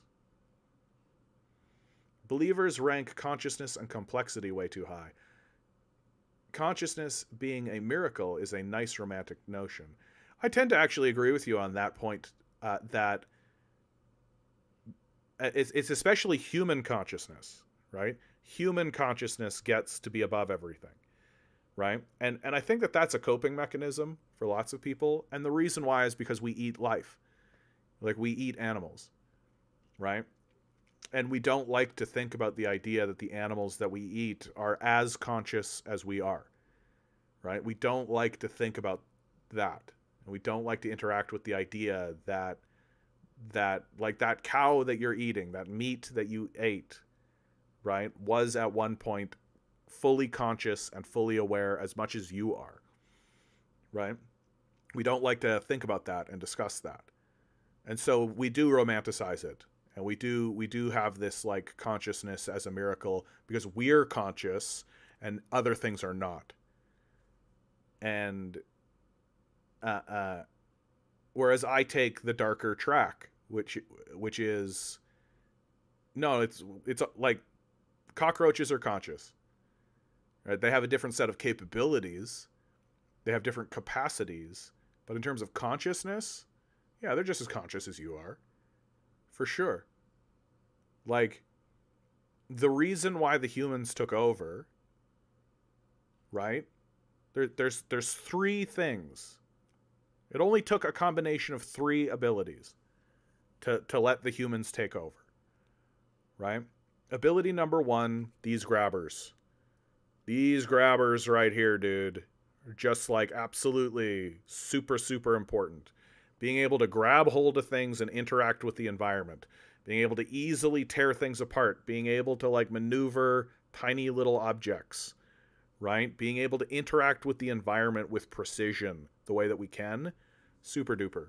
Like super duper. Absolutely. That more than anything has allowed us huge, just absolute dramatic forward action. And then the second thing that we have is the ability to enter the abstract space, which every creature might have, right? Every creature probably does have the ability to do this from one way to the other. But it's still an ability. It's still a thing. The third thing, though, is what really seals the deal, which is that we have the ability to articulate abstract thoughts to one another. That's a crazy ability to have. Like, your dog can't do that. He doesn't have, like, I have always, like, imagine a chimpanzee that enters the abstract space and invents calculus. Tough shit. He has no ability to articulate that to any other chimpanzee. They don't have a more robust, complex language. Right? They don't have that. That's something that you have to develop over a long period of time, and that requires a set of articulators to be able to do. And if you're like a dog, right? Your articulators are not that good. So our articulation, our ability to articulate and understand one another, and to create this ongoing building of a language, right, that becomes more complex and widens over time, is an amazing superpower, just absolutely crazy. And it's those three things together in tandem. So if all of a sudden the meerkats were able to articulate themselves with more clarity, they might take over. Yes, and we are actually watching exactly what you're saying, right? Chimps have developed tools of war and tactics. Yeah, there are tribes of chimps that have entered the Stone Age, for sure. Are these important questions? I think that they are important questions. I think that they are important questions, not because it's important to answer them, but that it's important to contemplate them, right? Like, I think that it's important to contemplate these big, larger questions in these kinds of ways and these kinds of spaces simply in order to work out your capacity and your mind, to become skillful at being in abstraction. That's what it's truly about. That it's not about having certainty, because that's nonsense. There's no certainty, right? That these are just my thoughts on the matter, and this is my perception and how I feel about it. But there's no certainty, and anybody who's standing up and being like, "I have certainty," is just fooling themselves. Of course, there's no certainty in any of this. That's part of the game, or that's part of the deal, rather. We don't have any idea what's going on. And so that's not the reason why you should engage in these questions, or that anybody should engage in these questions. That the reason why engaging in these questions is important is because it allows you to be within the abstract space and expand your capabilities in abstraction, to become more imaginative, to be able to shift your perspective more easily, to be agile in abstraction. And that's and I think that's important, so that when you enter a situation in which you do need to live in abstraction, you're able to do so with more agility and be more thoughtful during those moments. So it's like weight training in a way, right? It's just like you're lifting this weight so that at one point you can lift a car or do something in the real world that you couldn't otherwise do. But it's for your internal self, your abstract self, which we all have, this abstract self. And many of us go through our lives not ever really interacting with our abstract selves except through force, right? When our abstract self inflicts itself upon us or imposes itself upon us, then we have to deal with it and the consequences of it. Whereas if we spend more time dwelling within abstraction and dwelling within our abstract selves, when those moments come, we'll be more prepared for it. We'll be more agile and more capable.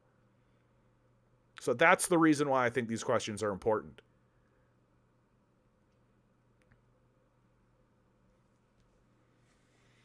It's always wild that we got to justify creation and make a difference between animals and humans so that we can argue that people can't eat because of sin, homosexuality. Yeah. Like, human bias is tough. And like we arise from apes, right? Like we are animals fundamentally. And the process of achieving some kind of more enlightened position is tough. And it takes a long time. And I think one of the hard things that we're all kind of seeing and learning with this Trump moment is that there are huge sections of the society that are kind of fine with being brutish and apish and mundane, right? There's a mundanity that we can persist in and exist in.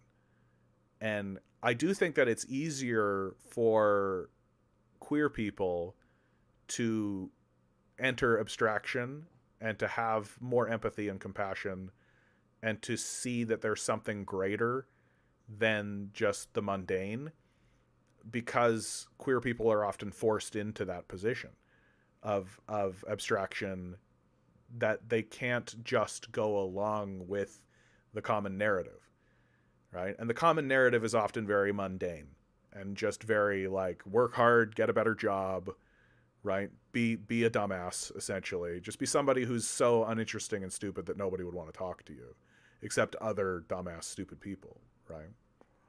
And and so queer people can enter this abstraction more easily because they've been forced into a position. No, I understand, John. Or I understand, Cotton, rather.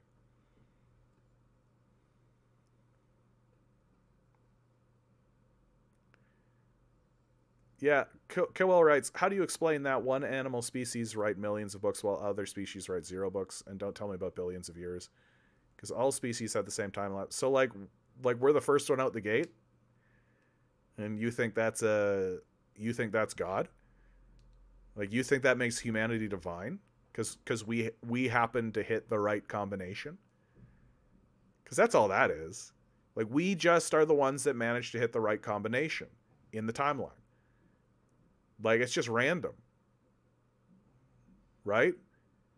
Like we happen to be the ones who were like, hey, wait a minute. Like you really got to think about how important it is that we have the articulators that we have. Like that's really, I think, something crucial to understand. Like the building of language.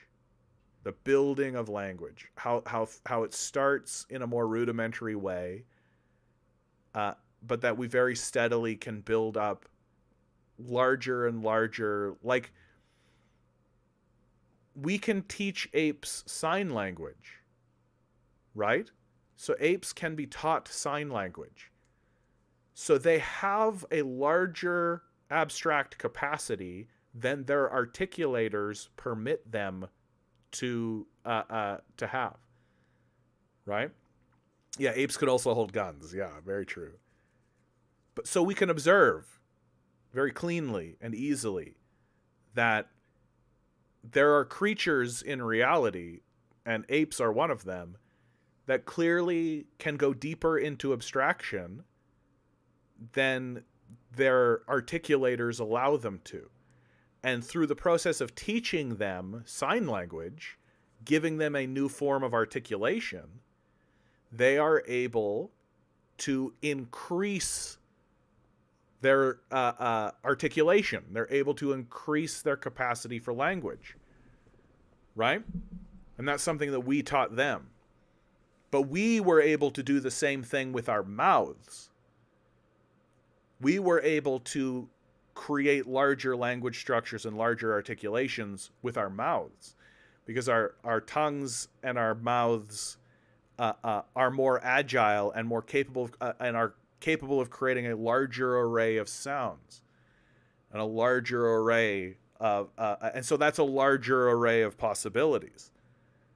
And it's from this that we can begin to create a foundation of language, right? The concept of 1 and then 2 and then 3, concepts of individuality, naming things, right? Giving things names, deciding that this is a thing that is separate from this thing. And it's from there that we can begin to start giving abstract concepts names and begin discussing those abstract concepts. Like, think about how long it took humanity to get to the word justice, right? Really, really think about the process of how long that must have taken humans to finally land on the concept of justice and give it a name, right? And or concepts like love, right? And to give it a name. And I wouldn't be too surprised to discover that process actually began with the personification of those concepts, right? And that's where your gods come from, right? Like that Aphrodite as a figure comes before or simultaneously with the concept of love, right? And so language and the ability to articulate those things and to enter the abstract space together and to have larger conceptions and ideas, like that's what's doing it. And we're the ones that have been given that. We have that. And of course there are big level ups for humans. The discovery of fire, the mastery of fire is a big one. Like that's an enormous change. But it's not one that like we can perceive other creatures doing this. They just don't have the infrastructure and they don't have the ability yet. Right? But the discovery of fire really, really allows us to increase civilization and to do things that we weren't able to previously do. Like, without the mastery of fire, we can't forge anything. Without the mastery of fire, we are limited in so many ways. We end up being limited. And so this sort of statement, like pointing at humanity and saying, look at humanity's superiority, clearly this is evidence of a god. I don't think it holds water, because we're just the first ones out the gate. It's easy to perceive other species and other creatures and other animals taking the exact same journey that we do. It's easy to see that happening. Like, there are other species on this plane of reality that are just as intelligent and have grabbers.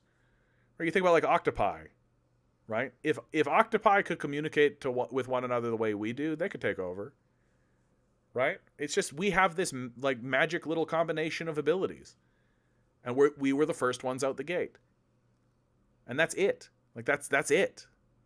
Like it's not evidence of a creator or of God or of an intelligent force.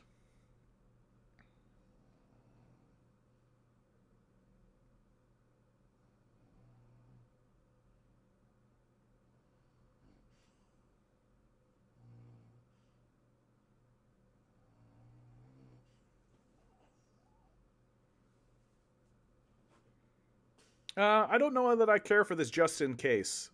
Like, it's not about like your eternal soul, right? Like, I don't think that there's anything that I could do to, or you could do, to guarantee what goes on with your soul. That's so well out of our hands. Like, we don't have control of that. Should there be something like a soul that persists after we die? And I think that there is, but let's say, for sake of argument, that exists. What happens after you die is so just outside of our control. For sure. Like, we can have all the well-meaning and have all the ideas and all the thoughts, but we don't know. But so it's not about a just in case. Like, I'm not trying to convince you. Like, I'll restate why I think these conversations are important, right? Is that it is increasing your capacity for abstract thought. Full stop. Full stop. No further larger big explanation, right? No other baggage. No other ideas or thoughts attached to that. No caveats. Little star, asterisk, footnote. No. The reason why these conversations are important and why we should do them is that they increase our capacity for abstract thought and abstraction. That's why it's important. That's the reason why I do it, and that's the reason why I like to do it. It's so that when we encounter other ideas and other thought, like, this is the biggest thought, right? These are the biggest thoughts. Like, what is this reality? Why are we here? What is the point of creation? Is the universe a living entity? Do we live in a simulation? Right? Like, these sorts of thoughts. It's a reason why I think thoughts like, are aliens real? Is the earth hollow? Like, people like thinking about those things because it is a way to be in abstraction and abstract thought, right? And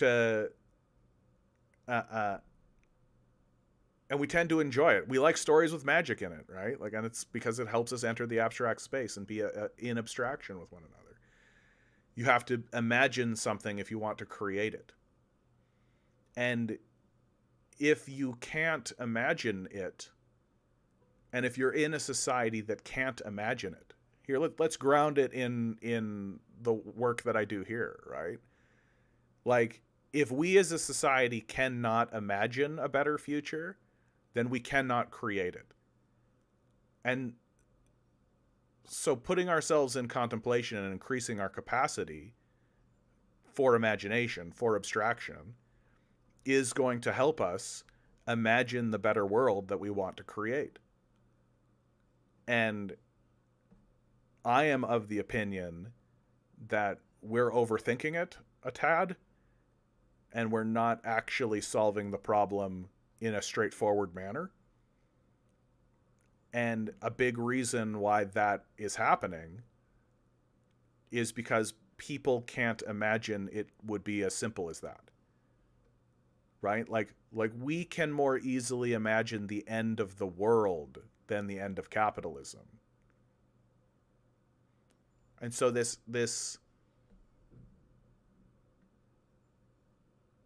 so it's beholden on us, and it's important for us to engage in imagination, to imagine the better world, and to find the path towards that better world, and to stay away from the pitfalls and the traps. And a good way to stretch your abstract capacity and your imaginative self is to have big conversations about the existence of a creator and is the universe alive, and to stretch yourself that way. Because if you can imagine that, if you can imagine yourself in the perspective of the creator, then you can imagine yourself creating a better world for you and your family.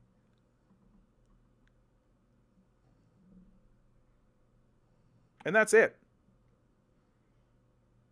I don't think it actually matters if you fall on the side of God exists or doesn't exist. I have my reasons for believing in what I believe, and I think I've articulated it fairly well. But I just don't think it's that important if you believe it or not, because what's real is what's going to be real.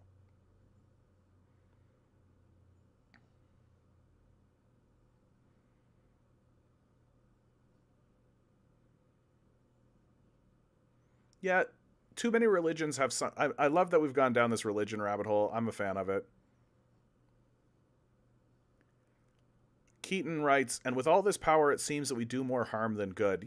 Yeah. I mean, I think that is the Prometheus sort of legend, isn't it? Like that the god Prometheus gives humans fire, and that it's both a blessing and a curse, right? That we do great things with it, but we do terrible things with it as well, and we're capable of greatness in all directions. And that fire was the kind of, as far as the ancient Greeks were concerned, fire was sort of the start of it all. The ability to manipulate and master fire. I know, I'm with you. I got you. And this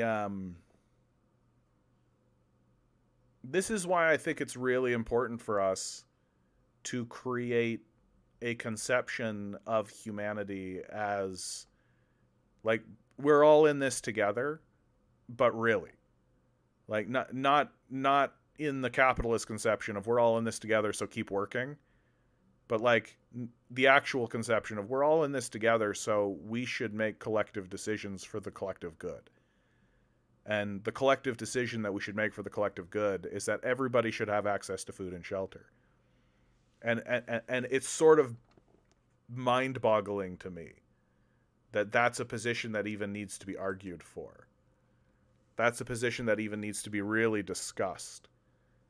That people should have access to food and shelter, and that there's people who say no to that. Like, that's crazy. But it comes down to this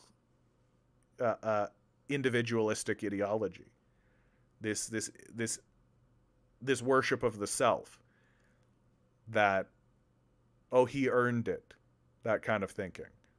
As if anybody earns this reality that we're in, as if anybody earns this, as if there is such a thing as earning it. Like, you just have it.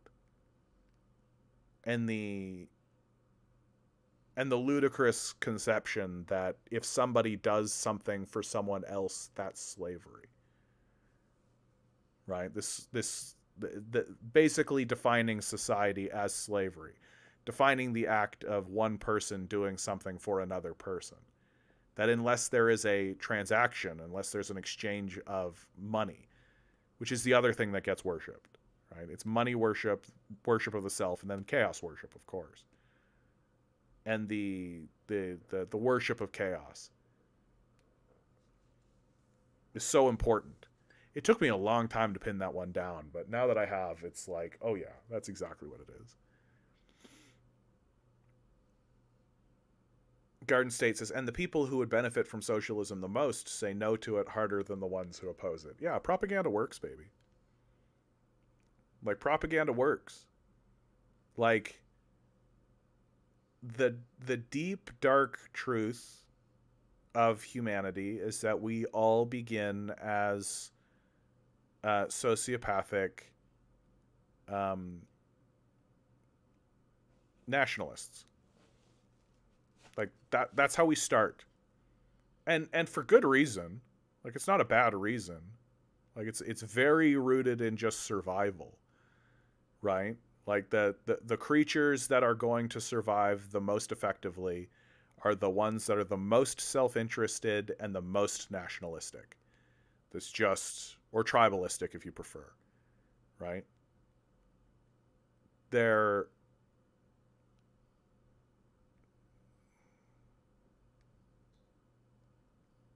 And so because that's how we start, like, when you're a child, that's what you are, right? You are a sociopathic nationalist, right? And the goal of any civil society should be to get you trained out of that as fast as possible. Right? Just as fast as possible, we need you to stop being a sociopathic nationalist so that we can actually have a civil society and you can enter a more complex phase of understanding reality. Right?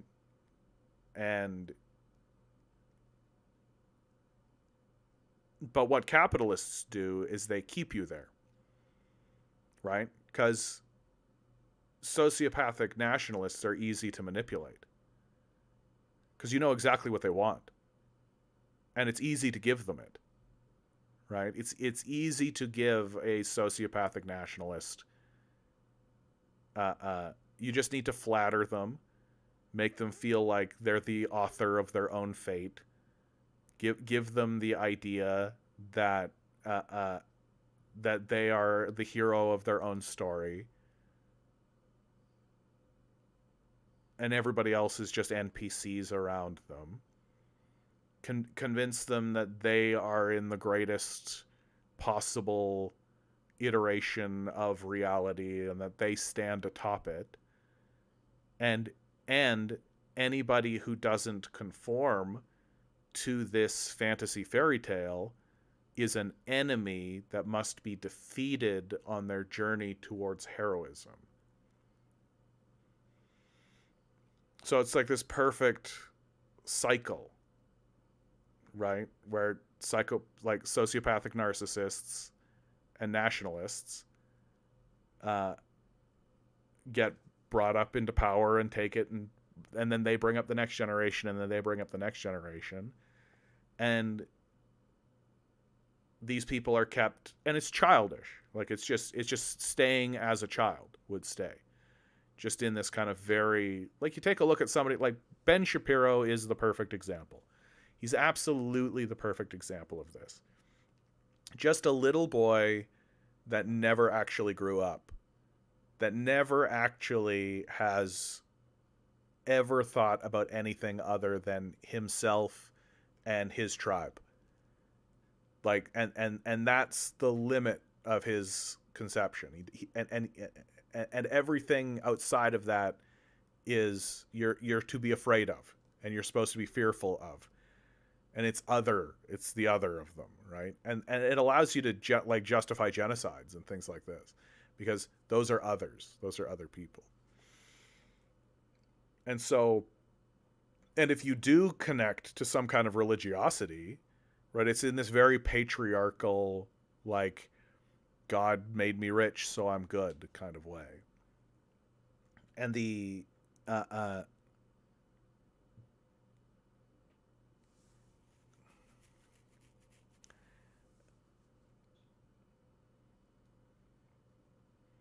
and a way to get people to begin contemplating and considering the perspectives of other people in a more serious way is to increase their capacity for abstraction and to have these sort of abstract conversations and abstract discussions about the abstract nature of our reality and our emotional selves.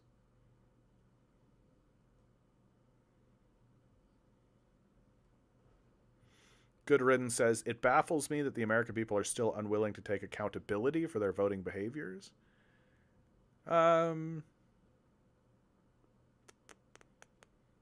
I don't know that I fully understand that, because I think that Americans do take accountability for their voting behaviors. They just think that they're doing the right thing. That's all. Like, and there's that falling into the trap of believing that Democrats and Republicans are enemies when they're in fact allies. That sort of myth, that way of thinking about American politics, I think is like really where a lot of trouble comes from. I think a lot of trouble arises from the conception that the Democrats and the Republicans are somehow antagonists, when in reality they are historical allies. And any kind of conflict that arises between the two is performative. You know, like it's they have to split the electorate up. They have to split the electorate up into camps, and the goal is to make sure that each camp is about as strong as the other camp, right? So, and you make sure that your camps are in opposition to one another, of course, ideologically. So, like, it makes sense that one camp would be the camp of the racists, and then another camp would be the camp of the minorities and the LGBTQ, right? Because that's a perfect wedge to drive between these communities and have them constantly in a state of antagonism with one another. And so that every election is the most important election of your lifetime. When, at the end of the day, both Democrats and Republicans are going to do exactly what they're told by their owners. And it's just a show. Like, there's no real, like, when someone like Donald Trump comes into power, he's going to do some things in order to appease that base. But the things that he's going to do are going to be mainly performative and not really meaningful in any kind of long-term way. It's certainly not going to improve your life. And the Democrats are the same. That they do a performative action, or like they'll increase something by 0.2% over 20 years or something like that. And that's supposed to be convincing. Because that's really all they're trying to do, is they're just trying to convince you that they give a shit about you. When really their only interest, and the only interest that they actually have, is in inflating their own bank account. And that's it. Like that's the sad simplicity of this whole thing. Right? Like that's what makes Americans so pathetic. And that's what makes their system of government so pathetic, and their politicians so pathetic, is that each and every one of them is completely and utterly self-interested to their own bank account and nothing else. They worship money. They worship themselves. and they worship chaos. And so they're willing to say anything they can or say anything they need to say in order to get money for themselves. And they need to do everything they can in order to get more money for themselves. Like, most of the people who are supporting the Israeli genocide in the Congress and the Senate are doing so for money. And they don't actually care about the politics of it. And they don't actually know anything about the politics of it. Like, that's the most embarrassing part, right? Like, you want to believe that these guys are standing there with like a thought out position and an argument, right? But the truth is that they don't know anything about the subject. They're illiterate, incompetent fools. If they do make any kind of statement about it, it's from a cue card that they were given by the guy who gave them the money, who was attached to the bag.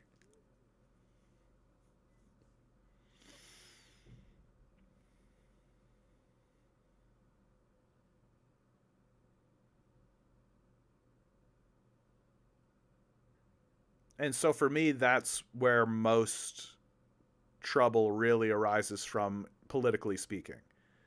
Like, the true divide is between the workers and the owners, of course, but it's people who have completely bought in to the idea that Democrats and Republicans are something more than just performers. Like they're more like Lady Gaga, right?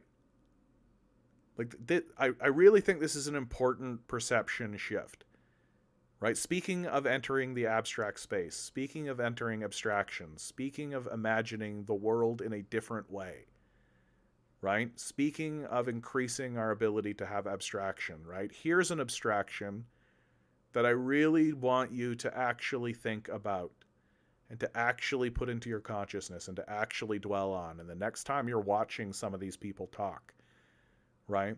Really, really think about, these people are closer to Lady Gaga than they are to, like, Abraham Lincoln, right?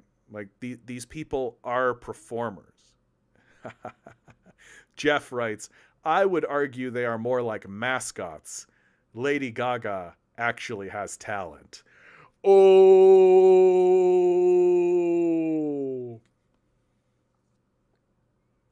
Lying with a straight face is a talent. Like, being a con man is a talent, right? That's a pretty sick burn, though, Jeff. I like that a lot.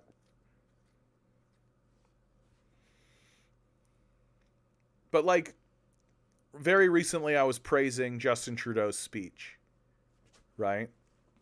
At the beginning of the stream, right? And it's... and the speech, the reason why I praised it so much is because it was true and it was genuine. That it was about the Americans and the Canadians and the relationship that they have built over these last decades and the last century. And how it's a shame to throw it all away. And it was a good performance. Right? It was a good performance. He did a good job of performing the speech that was written for him by somebody. And so I do think, like, and I think it's really tough for people to believe that, like, even people like AOC and Bernie Sanders, they're performers. Right? They're just performing. And everything they do is just a performance. Because at the end of the day, right, it is exactly like WWE wrestling. When the cameras are on, they'll play their part. They'll throw chairs at each other. they'll spit and they'll cry and they'll yell and they'll do and they'll tear up papers and do all kinds of things. But when the cameras are off and they talk to each other behind the scenes, everybody understands that they all work for Vince McMahon and that it was just a show that they were putting on for the people. Right? That, like, yeah, I've got to say these things because that's what my base wants. Right? Like, it's how, like, in wrestling, like, if you show up and everybody is booing you, well, then you play the role of the heel. And you have everybody hate you. And you make a whole bunch of money. You get bank. Right? And, like, for God's sakes, like, the Nixon administration outright said it. Right? It was called the Southern Strategy, which was to just be racists. Just say to the racists, hey, come vote for us, we're racists. And then just say a bunch of stuff that's racist. That's it. Like, just say what they want to hear. And I think it's a really tough pill for people who are like Bernie Sanders stands to hear. I think it's a really tough pill to hear. Like, they say it because they know you want to hear it. And they think that that's how they're going to get more power and more money for themselves. Like, that's it. That's the long and short of it. And until more people really understand that, until that enters the abstract space and that enters the consciousness and the zeitgeist, until more people understand that the entire system is completely performative and fraudulent, like, so performative and fraudulent that a private citizen can just go to the treasury and steal a bunch of stuff and leave, and nobody stops him. Right?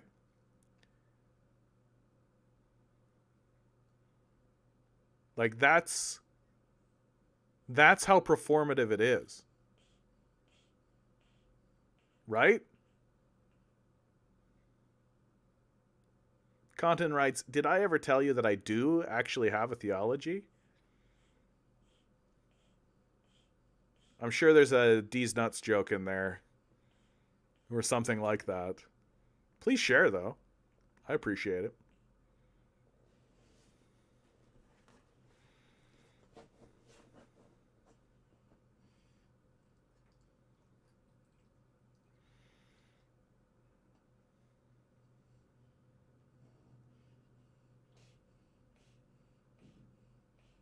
Yeah, well, this is not a good argument. Christianity, for example, started with a few people. How few people can convince billions with swords? Like, the history of Christianity arises from, like, a brutal, brutal empire. Like, the Roman Empire is incredibly brutal. All right, cool, Cotton. Like, it's pretty clear that the narrative legitimacy of the Roman Empire had fallen. The people who were living within the Roman Empire no longer believed its narrative. And they were willing and hungry for a new narrative. And a new narrative by which to understand their reality and live their life.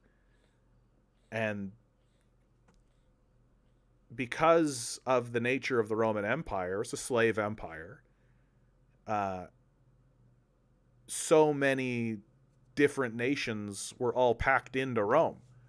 Slaves, right? The Romans went to conquering, brought home slaves from Egypt, from Gaul, right? From the Middle East, from the all around the Mediterranean.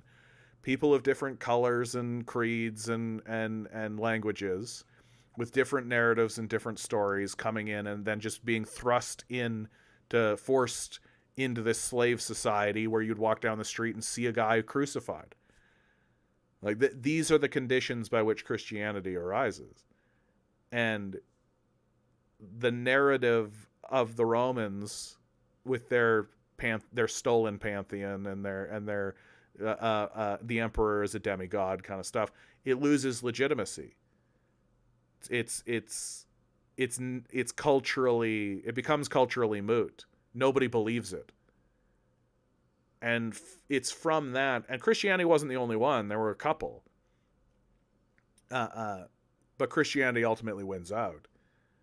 And the narrative that arises from Christianity is pretty straightforward, right? Like people pretend as though it's very complex and difficult to understand. It really isn't. Like, on a story by story basis, there's some like cultural difficulty, but the story itself is extraordinarily straightforward. A man shows up who has divinity. He's the son of God, right? Fulfills the prophecies. He's the chosen one. Sound familiar? It's like literally every story. He tells a bunch of stories and does a bunch of different acts that are all from all of these different cultures, right? Like turning water into wine is classic Dionysus. Resurrection story is also Dionysus, but it's also Ra, right? There are all kinds of stories that connect to the myths of the Roman Empire, as well as the myths of the Egyptians and some of the stories of the Gauls. And they are all embodied in the figure of Christ so as to be recognizable to everybody, right? And everybody also knows someone who has been crucified, right? Or at least has witnessed it, right? So crucifixion is fully understandable, like personally understandable during that period of time. And so this divine figure shows up, basically says, love your creator and love each other, right? Love your neighbor as yourself, love your creator. That's the great commandment, right? Love everybody. Love the world, love yourselves, love your neighbors. And through the process of upholding that principle is crucified by the state. And then comes back to life and descends to heaven, which is clearly the message, the resurrection message of you can kill the man, but you can't kill the message. It's a fully complete, it's a very simple, straightforward, completely understandable story that takes over the consciousness of the region because people know that they can't militarily defeat the Roman Empire. They tried 3 times. And so this narrative takes over. And to me, the major success, like people will often poo-poo Christianity, but Christianity has one major success that can never be taken away from it, which is that it is the justification given by Constantine for the banishment of the practice of crucifixion. Just an enormous success. Absolutely. It took 300 years, but that's the success of Christianity. And it isn't so much that like Christians will often point to the apostles, right? All of which, with the exception of John, were crucified or beheaded or something horrible happened to them, boiled in oil, that kind of shit. They all died, right? They were all killed. And Christians will often point to that and say, aha, that is evidence of the proof of Christ's power. And he actually was a wizard. He did magic. Who would die otherwise? People will die for a message. People will die for a message. Right? People will martyr themselves for a message of peace. Because that's ultimately what the apostles were fighting for. Like, chances are good that the apostles are the generators of the story. right? That they're essentially a theater troupe, right? They're essentially a group of storytellers who come together. And yeah, there's probably Christ in there, but they tell a story about magic, and they go around telling the story of this magic person who the state crucified. And it's through the telling of this story and through the understanding of its abstraction and the abstract nature of it that the culture of Rome and the Roman Empire changes.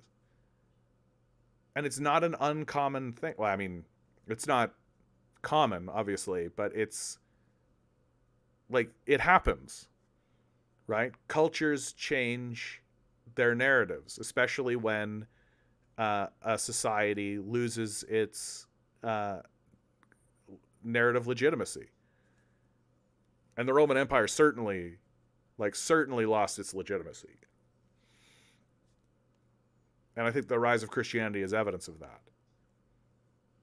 But you can see a similar thing happen after World War I.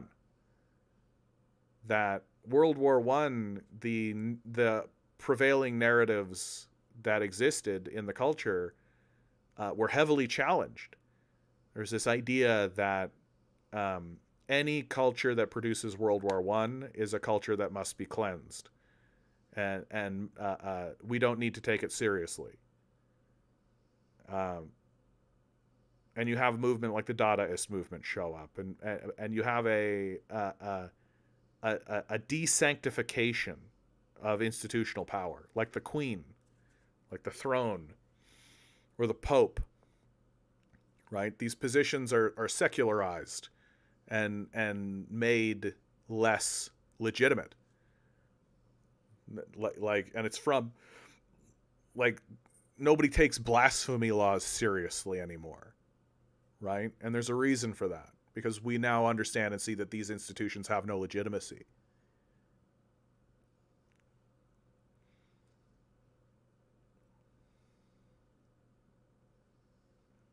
Scrail writes, good to see you, by the way, Misty.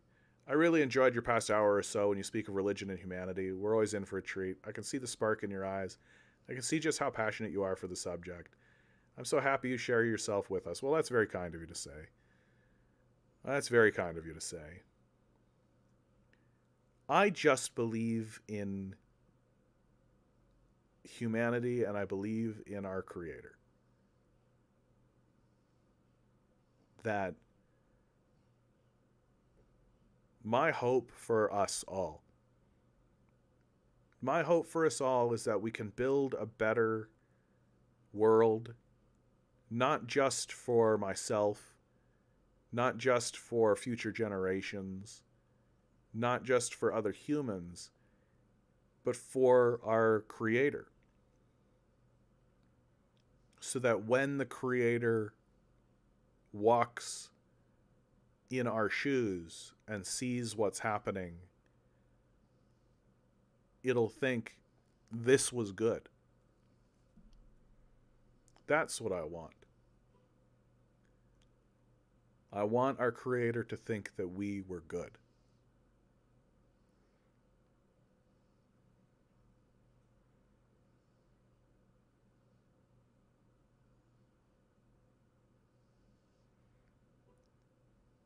And I think it can happen. I know that it can happen. I know that it could happen.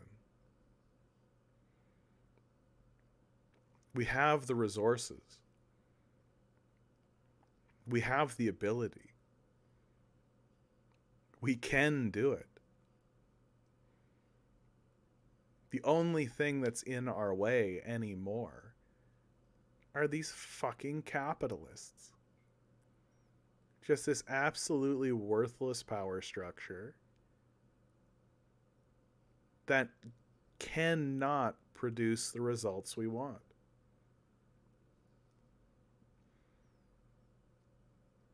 Garden State writes, humanity isn't as evil as the ruling class tells us it is. We see it. Natural disaster, we live through it. When humanity suffers, it shows its capabilities. Yeah, that human nature is actually adaptability, right? Like, human nature isn't evil or good. It's adaptability. That's the essence and the core of human nature. That humans have the ability to adapt to many circumstances. And because of the kind of core abilities that we have, we're very agile with that. And so if a system is erected, such as the system of capital, that could be described as evil, because it does great acts of evil, then the humans that adapt to it most successfully will be evil and do evil things, because that's what the system requires of them to succeed. And in truth, it's not like a Machiavellian, like, steeple your fingers, ha ha ha ha ha kind of evil. In fact, most of the people who are involved in this process of capitalism, right? You think about even guys like Jamie Dimon or all this, they're just obedient. Like, they're just obedient. And they've been trained for obedience in a system that demands obedience. And the system itself is a genocide machine. Which is why we have to dismantle the machine. Because if we created a machine and created a system that rewarded compassion or empathy or love, that said to creative people, be creative, that looked out at people just relaxing on the beach and thought that's a success. A person just lying on the beach enjoying the rays and the sun of the beach, how is that anything but a resounding success? They have food, they have shelter, they have agency, and they choose to lie on the beach and soak up the rays. Success. How is that anything but a success? And if we change our perception of what we are and what we should do with the time that we have, and we simply say, let's create a system that just provides food and shelter for everybody, that opens up creative possibility, that gives everybody access to education, that allows everybody access to a good and decent life, and just let it go from there. And let people have agency in that environment. All of a sudden, you're going to find out there's a lot of goodness in humanity. There's a lot of love. That there's a lot of trauma. And we're going to carry that trauma forward.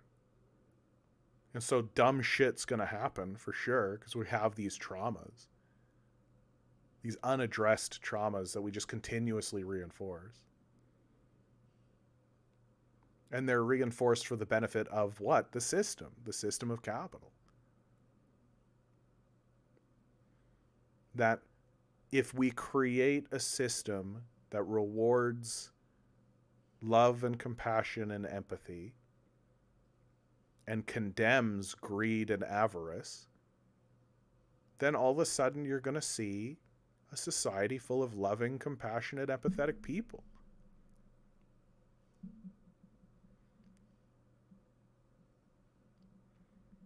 Because humans are adaptable. Curious Asparagus asks a fairly disingenuous question. When the communism comes, do I get to pick my free new house, or will the government assign me one? I mean, we'll have to have that discussion, won't we? Like, I'm not a dictator or a god or a king.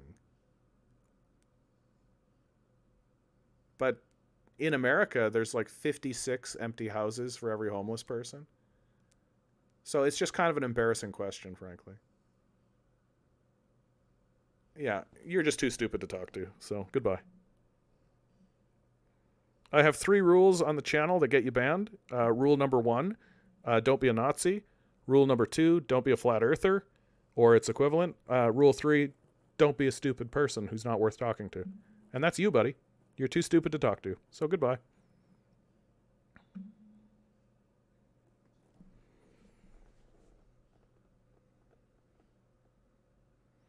Yeah, it's a shame I had to end it by calling somebody stupid and getting them out of the channel, but that's okay. Good to see you, Eric.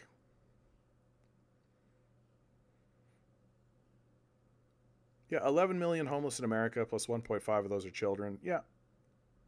It's, and it's senseless. It's pointless, right? Like, this is how you know that these capitalists are frauds. Because that one's an easy one to fix. Right? That's really easy to fix.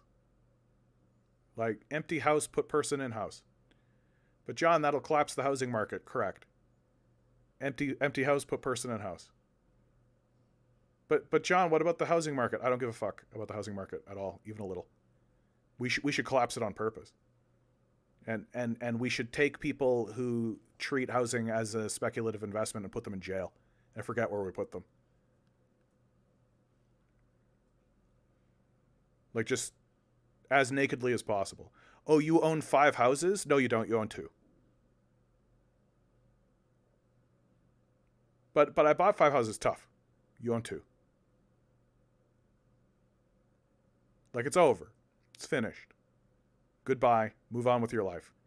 I'll take you to court. Who cares? Like, the insane rude awakenings that the capitalist class is in for. Like, one of the things that I have come to recognize about myself, and I used to feel a little bit like, not guilty is the wrong word, but like a little bit embarrassed or ashamed of saying it. But as I've gotten older, I'm no longer embarrassed by it. Like, I'm 5 years ahead. Like, I'm 10 years ahead. In some cases, I'm 20 years ahead. Like, this attitude that I have, where it's like, take homeless person, put them in house. If you cry, we put you in jail cell. Shut up. Like, that's what's coming. Right? Like, that's what's coming. That I'm here already, completely openly and willingly saying that, yeah, if I was the Prime Minister of Canada, I would round up landlords and lock them up. I would arrest all of these oil executives and put them in jail cells. Like, they would cry and to say they're going to take me to court and all that and be like, cool, have fun with the no money you have now. Like, lock down their bank accounts, tax it all away. Right? Like, that's what I would do today if I had that ability. And that's coming. Like, that's for sure coming. Because these capitalists are playing a very, very, very, very dark game. And the key core piece of that dark game that they're playing is that they think that they can continue controlling people, and they can't. That's not how it actually works. Right? That's not how it actually works. And you can see that with, like, the Israel narrative. Like, Gen Z and Gen Alpha are just like, yeah, that's a genocide perpetrated by America. That's absolutely the case. Like, that's a complete and total loss of narrative. That's a narrative loss for sure. And it happened because the youth just don't believe you. And why don't the youth believe you? Because you're obviously frauds and liars. Like, they have, like, the human psychopath brain of the youth is perfectly capable of looking and being like, that's a liar. And it isn't until you've bought into the narrative that you can go along with it. But they don't. They don't buy into the narrative. They want to see reality for what it is when they're 10. And so they're looking around being like, that guy's a liar. That guy's a liar. Immediately. Like, it's like an evolutionary trait. right? We're like, the first impulse of the youth is to call bullshit on whatever's going on in the reality around them. And it happens so quickly and with such agility that the power structures can't keep up because they're slow and terrible. And so the methods that these guys are going to start using to try and control people are going to get more brutish and stupider, right? Until eventually people are just like, yeah, I'm not participating in this. I'm not joining in. And because the brutishness and the crassness and the stupidity of the ruling class will get so, like, ruthlessly grotesque, the backlash will be intense. And it's probably not going to happen tomorrow, right? Might not even happen in my lifetime, right? But, like, when you have a society that's standing up and cheering for Luigi Mangione, right? You're in a lot of trouble. Like, if somebody got Elon, Trump, even Gates, Buffett, yeah, they're a hero, as far as I'm concerned. How much longer is it going to be until larger and larger and larger groups of people really understand, like, yeah, that's what's going on. That's the reality of our existence now. Yeah, if you get one of these billionaires, we're going to laud you like a hero. So it's all coming. And, like, we're going to see how far down the hole these capitalists are willing to drag us. Like, they did World War II. They crucified Jesus. How far down the hole are they going to go? And we're here to watch it. All right, with that, I think I'm done. I think I'm done for the night. That was a nice one. Always remember, guys, each and every one of you is a quantum being walking around in quantum energy. These billionaires are spending hundreds of billions of dollars in the hopes you'll never realize it. You'll just stay the good little commodity they need you to be. Revolt. Rebel. Repent. Good luck. We're going to need it.